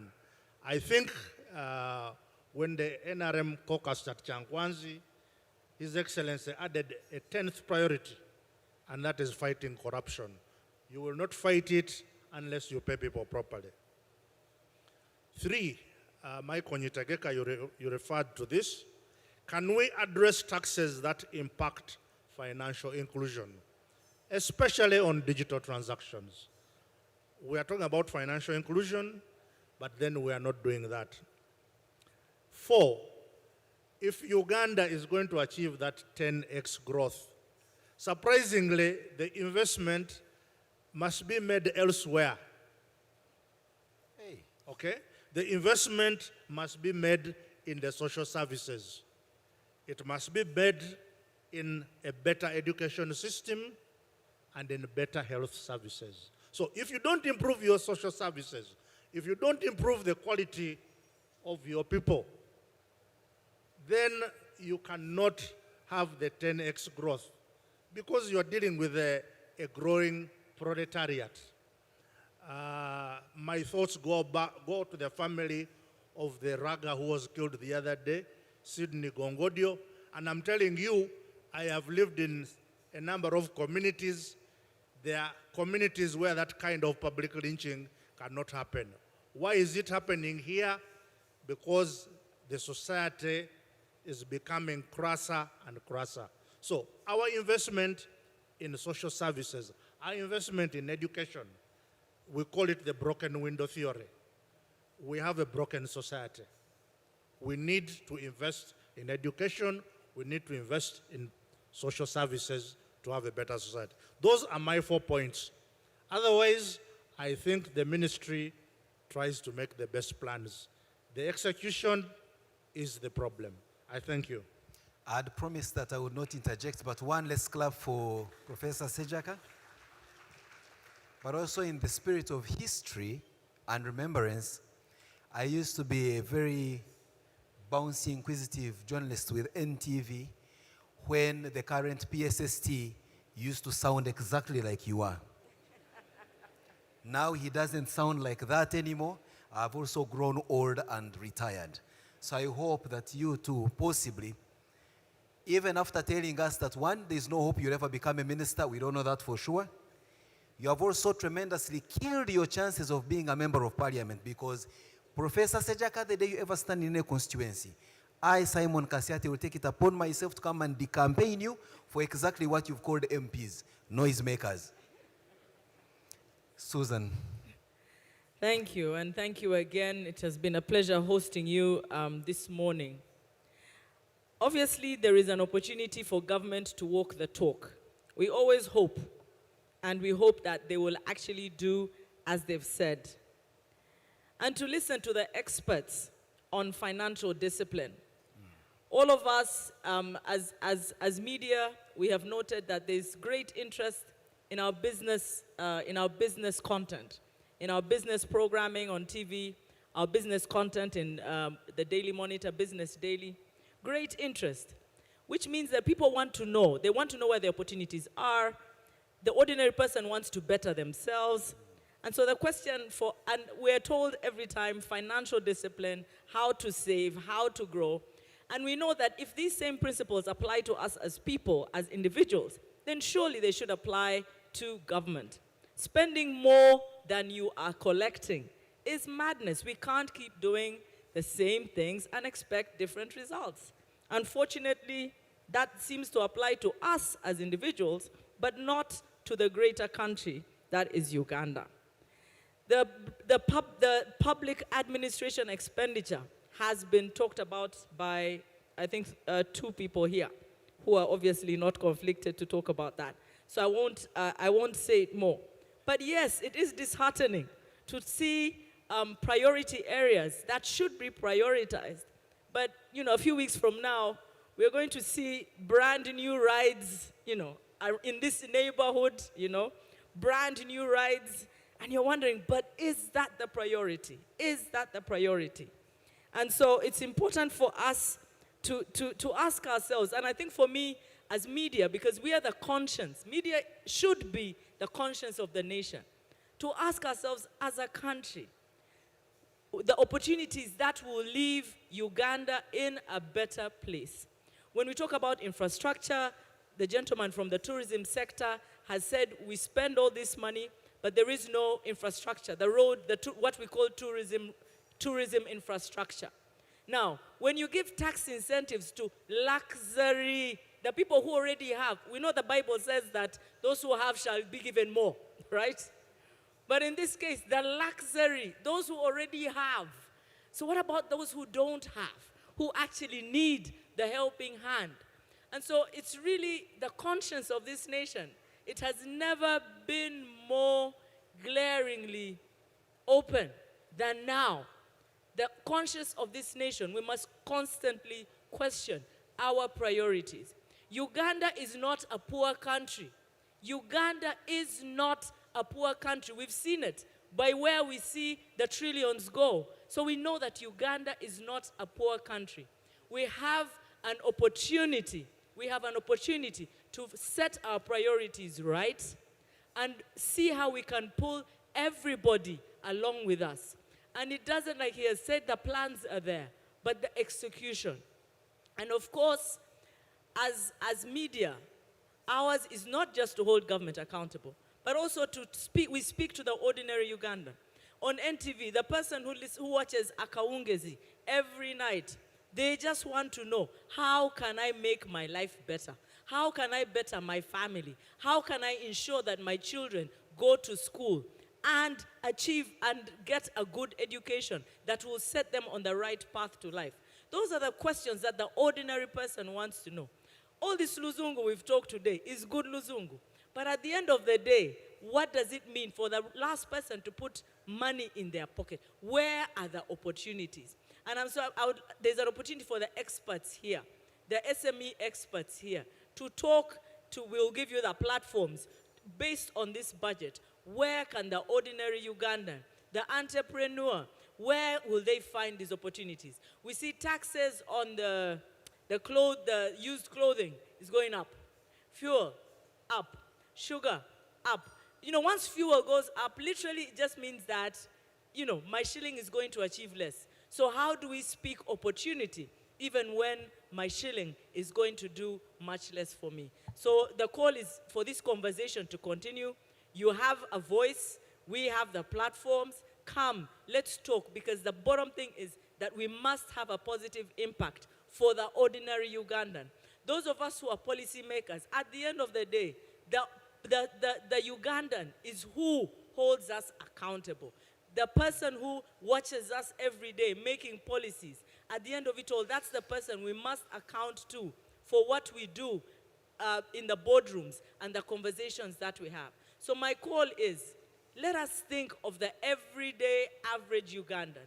We've seen investments in education that are going to happen, which is good, but we pray that it will actually take its course, because now, when the years go by, we see people asking, this money was released for this sector. What happened? You know, it was released. What happened? And that is so disheartening, because those are billions that could have been released into the economy. But they went into apartments, they say now in Chanja, in Nigeria, in Chira, that's where the money goes. So we're asking, the talk on corruption, that yes, it's another fight, but how much longer can we fight? So we must ask the government, please walk the talk so that the ordinary Ugandan can believe that indeed you have our best interests at heart, and not just the interests of a few individuals, of a few lobbyists, of those who wear suits and fly in, but for everybody. Thank you very much. Wow. The jury is still out there on whether Susan is in the right profession, journalism, or she could have tried politics. But also considering what is in politics, Wama, you stay where you are. But you present a very important clarion call to all of us. Susan says in no uncertain terms that they have the platform. You have the voice. Work together so that your voice is appropriately platformed, so that your issues are spotlighted for the ordinary person to pick them up. And we hope that Susan and your team will continue to avail your platforms for these kind of serious conversations, as opposed to the other conversations that may not add value to how we proceed as a country. You also asked and say the government that spends more than it earns is not a serious government. Let me conclude by now asking a question that each one of us should take home as homework. Be honest with yourself. Look at your monthly income net, and you know it. And look at your monthly expenditure. Tell yourself honestly, if one, the two are equal. Number two, if your expenditure is not more than your income. And I know the answer is yes. Further ask yourself, where does that balance extra that you spend, that you've not earned on paper, come from? The moment you're able to answer that question, then, because let's be honest, Susan, government is not a building, government is people like you and me. Tomorrow, this Kassiat that's moderating here and speaking good English can be a government official. Sejaka here casting shade could be a minister of this and the other. If he is spending more than he's earning as a university professor and he becomes the minister of energy, you think the energy ministry will not spend more than got from the national coffers? Question will be, where did that extra come from? And that said, ladies and gentlemen, it's been a great pleasure being the moderator of this incredible session. You've been such a great audience.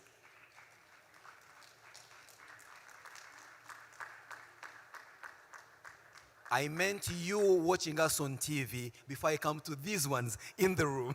But thanks for clapping for them. You watching us on TV and on our respective online platforms, be it at the NTV, YouTube channel, Absa Bank's LinkedIn page, and every other place where you have caught this conversation. But even more, for you in this room who have stood, sat, enjoyed breakfast, whispered, and had a contribution to this. You're such an incredible crowd. For you, the panelists, I can't thank you more. And so with the powers vested unto me, I command you respectfully to take your seats now at the hand clap of the audience. I have been reminded that no panel ends without a group picture, especially if it's not a manual. So you can just take a group picture. And as the group picture is being taken, I have the pleasure to invite one of the most astute private sector players from a government agency that creates a bridge between the private sector and the public sector, a board member of PSFU, Sarah Kajingo, who will step here to do one important task. And the task will be to invite a non-executive director of Absa Bank, Mr. Alex Sulugambwa, to come and say thank you and goodbye to us. So, Sarah.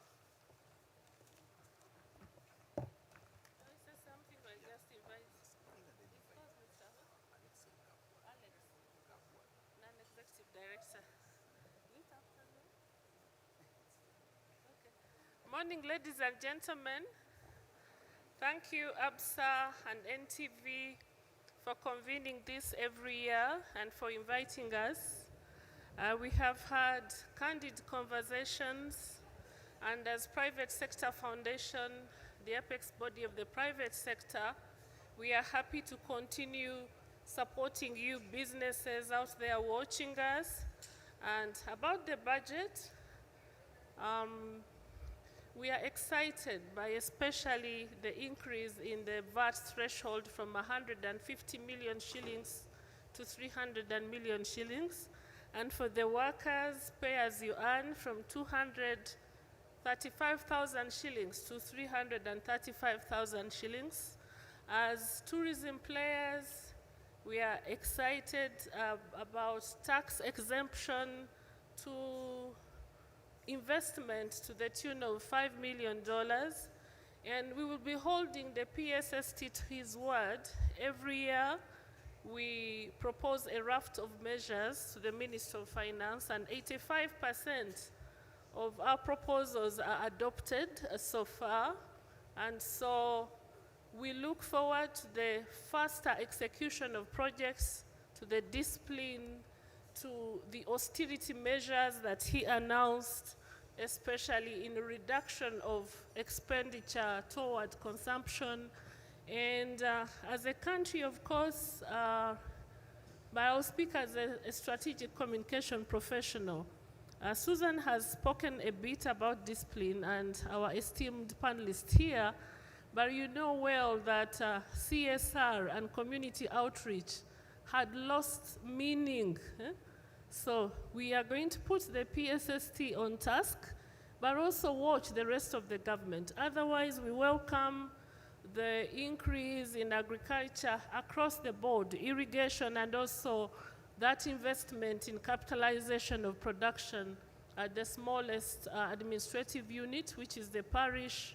And so, again, in partnership with government and development partners, private sector foundation will be there to support you, and for the people in the countryside who have embraced production to ensure that products, we open new markets and then we build those value chains.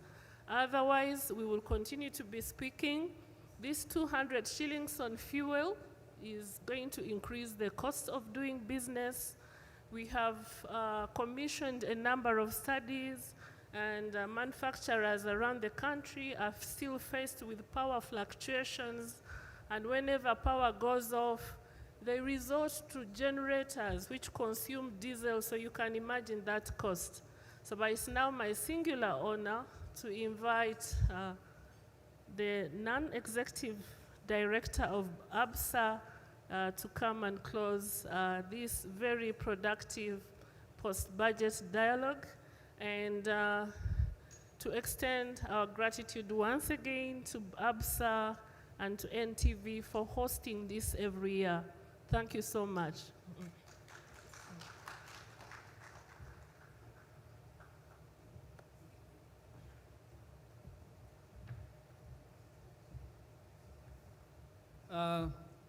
Thank you very much, Sarah, for inviting me here to make these final remarks.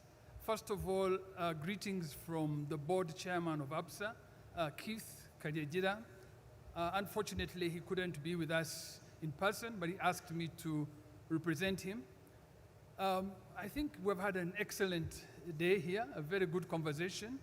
I'd like to thank our co-hosts, Nation Media Group, Deloitte. We really treasure this partnership. It's been going on for some time, and I think it has shown that it can be very useful for our economy and the country. Now, the PSST is not here, but I hope his representatives could pass on our sincere thanks for his time. He gave us excellent insights. The fireside chat with Simon was a good way to set the scene. And then the panel, I really like to thank the panelists. They spent a good time engaging, and I think we have learned a lot. This was the biggest budget, 84.4 trillion.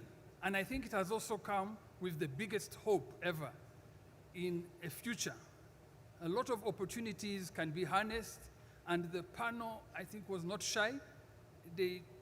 While they spoke to opportunities, I think they very ably also identified how we should navigate the challenges. So thank you very much, panel. I cannot even attempt to summarize anything. That's not my role here. It's to do a lot of thanks. So I hope I have thanked everyone, especially the audience. It's been an excellent audience. Thank you very much for your contributions. All I can say is that Absa has listened, and we definitely will take back actions which we can implement. I think finally, and I want to look at my co-sponsors, can I hear a pledge that we shall be back here next year? Okay.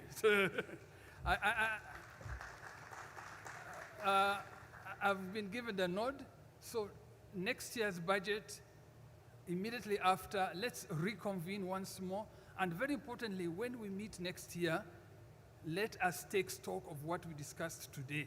We shouldn't forget the brilliant points that were raised today. Have we made progress? Yes, no. I think that could be a very good starting point for next year. So, Simon, if you are the moderator next year, please do us a favor. Let's cross-check with this conversation and tie the loose ends. Thank you very much. Have a good day.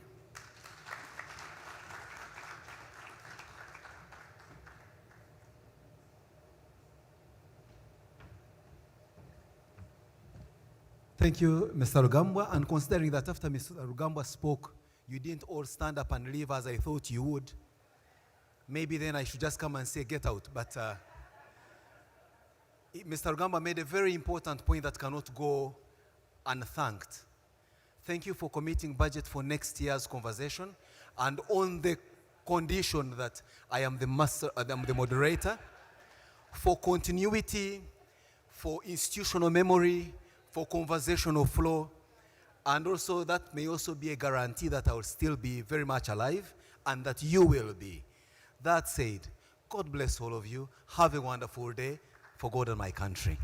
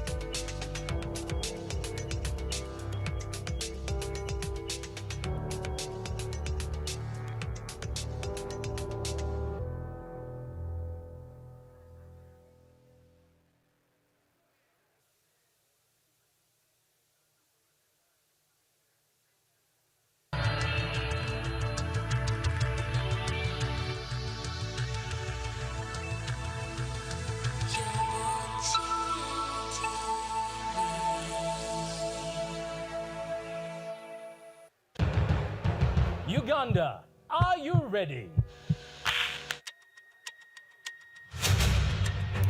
Think fast. Play smart. What is the capital of Uganda? B. True. Win big. 4 players, multiple rounds, one shot at winning $250,000 Ugandan shillings. Which city is known for the Great Wall? What are you thinking right now? My brain went blank. This is very Don't miss everyday Ugandans as they test what they know and walk away with real cash. Do you have what it takes to beat the clock and win some money? Who wants to make money? Uganda's ultimate trivia game show. What's going through your minds? I love you. Fridays, 8:30 p.m. only on NTV Uganda.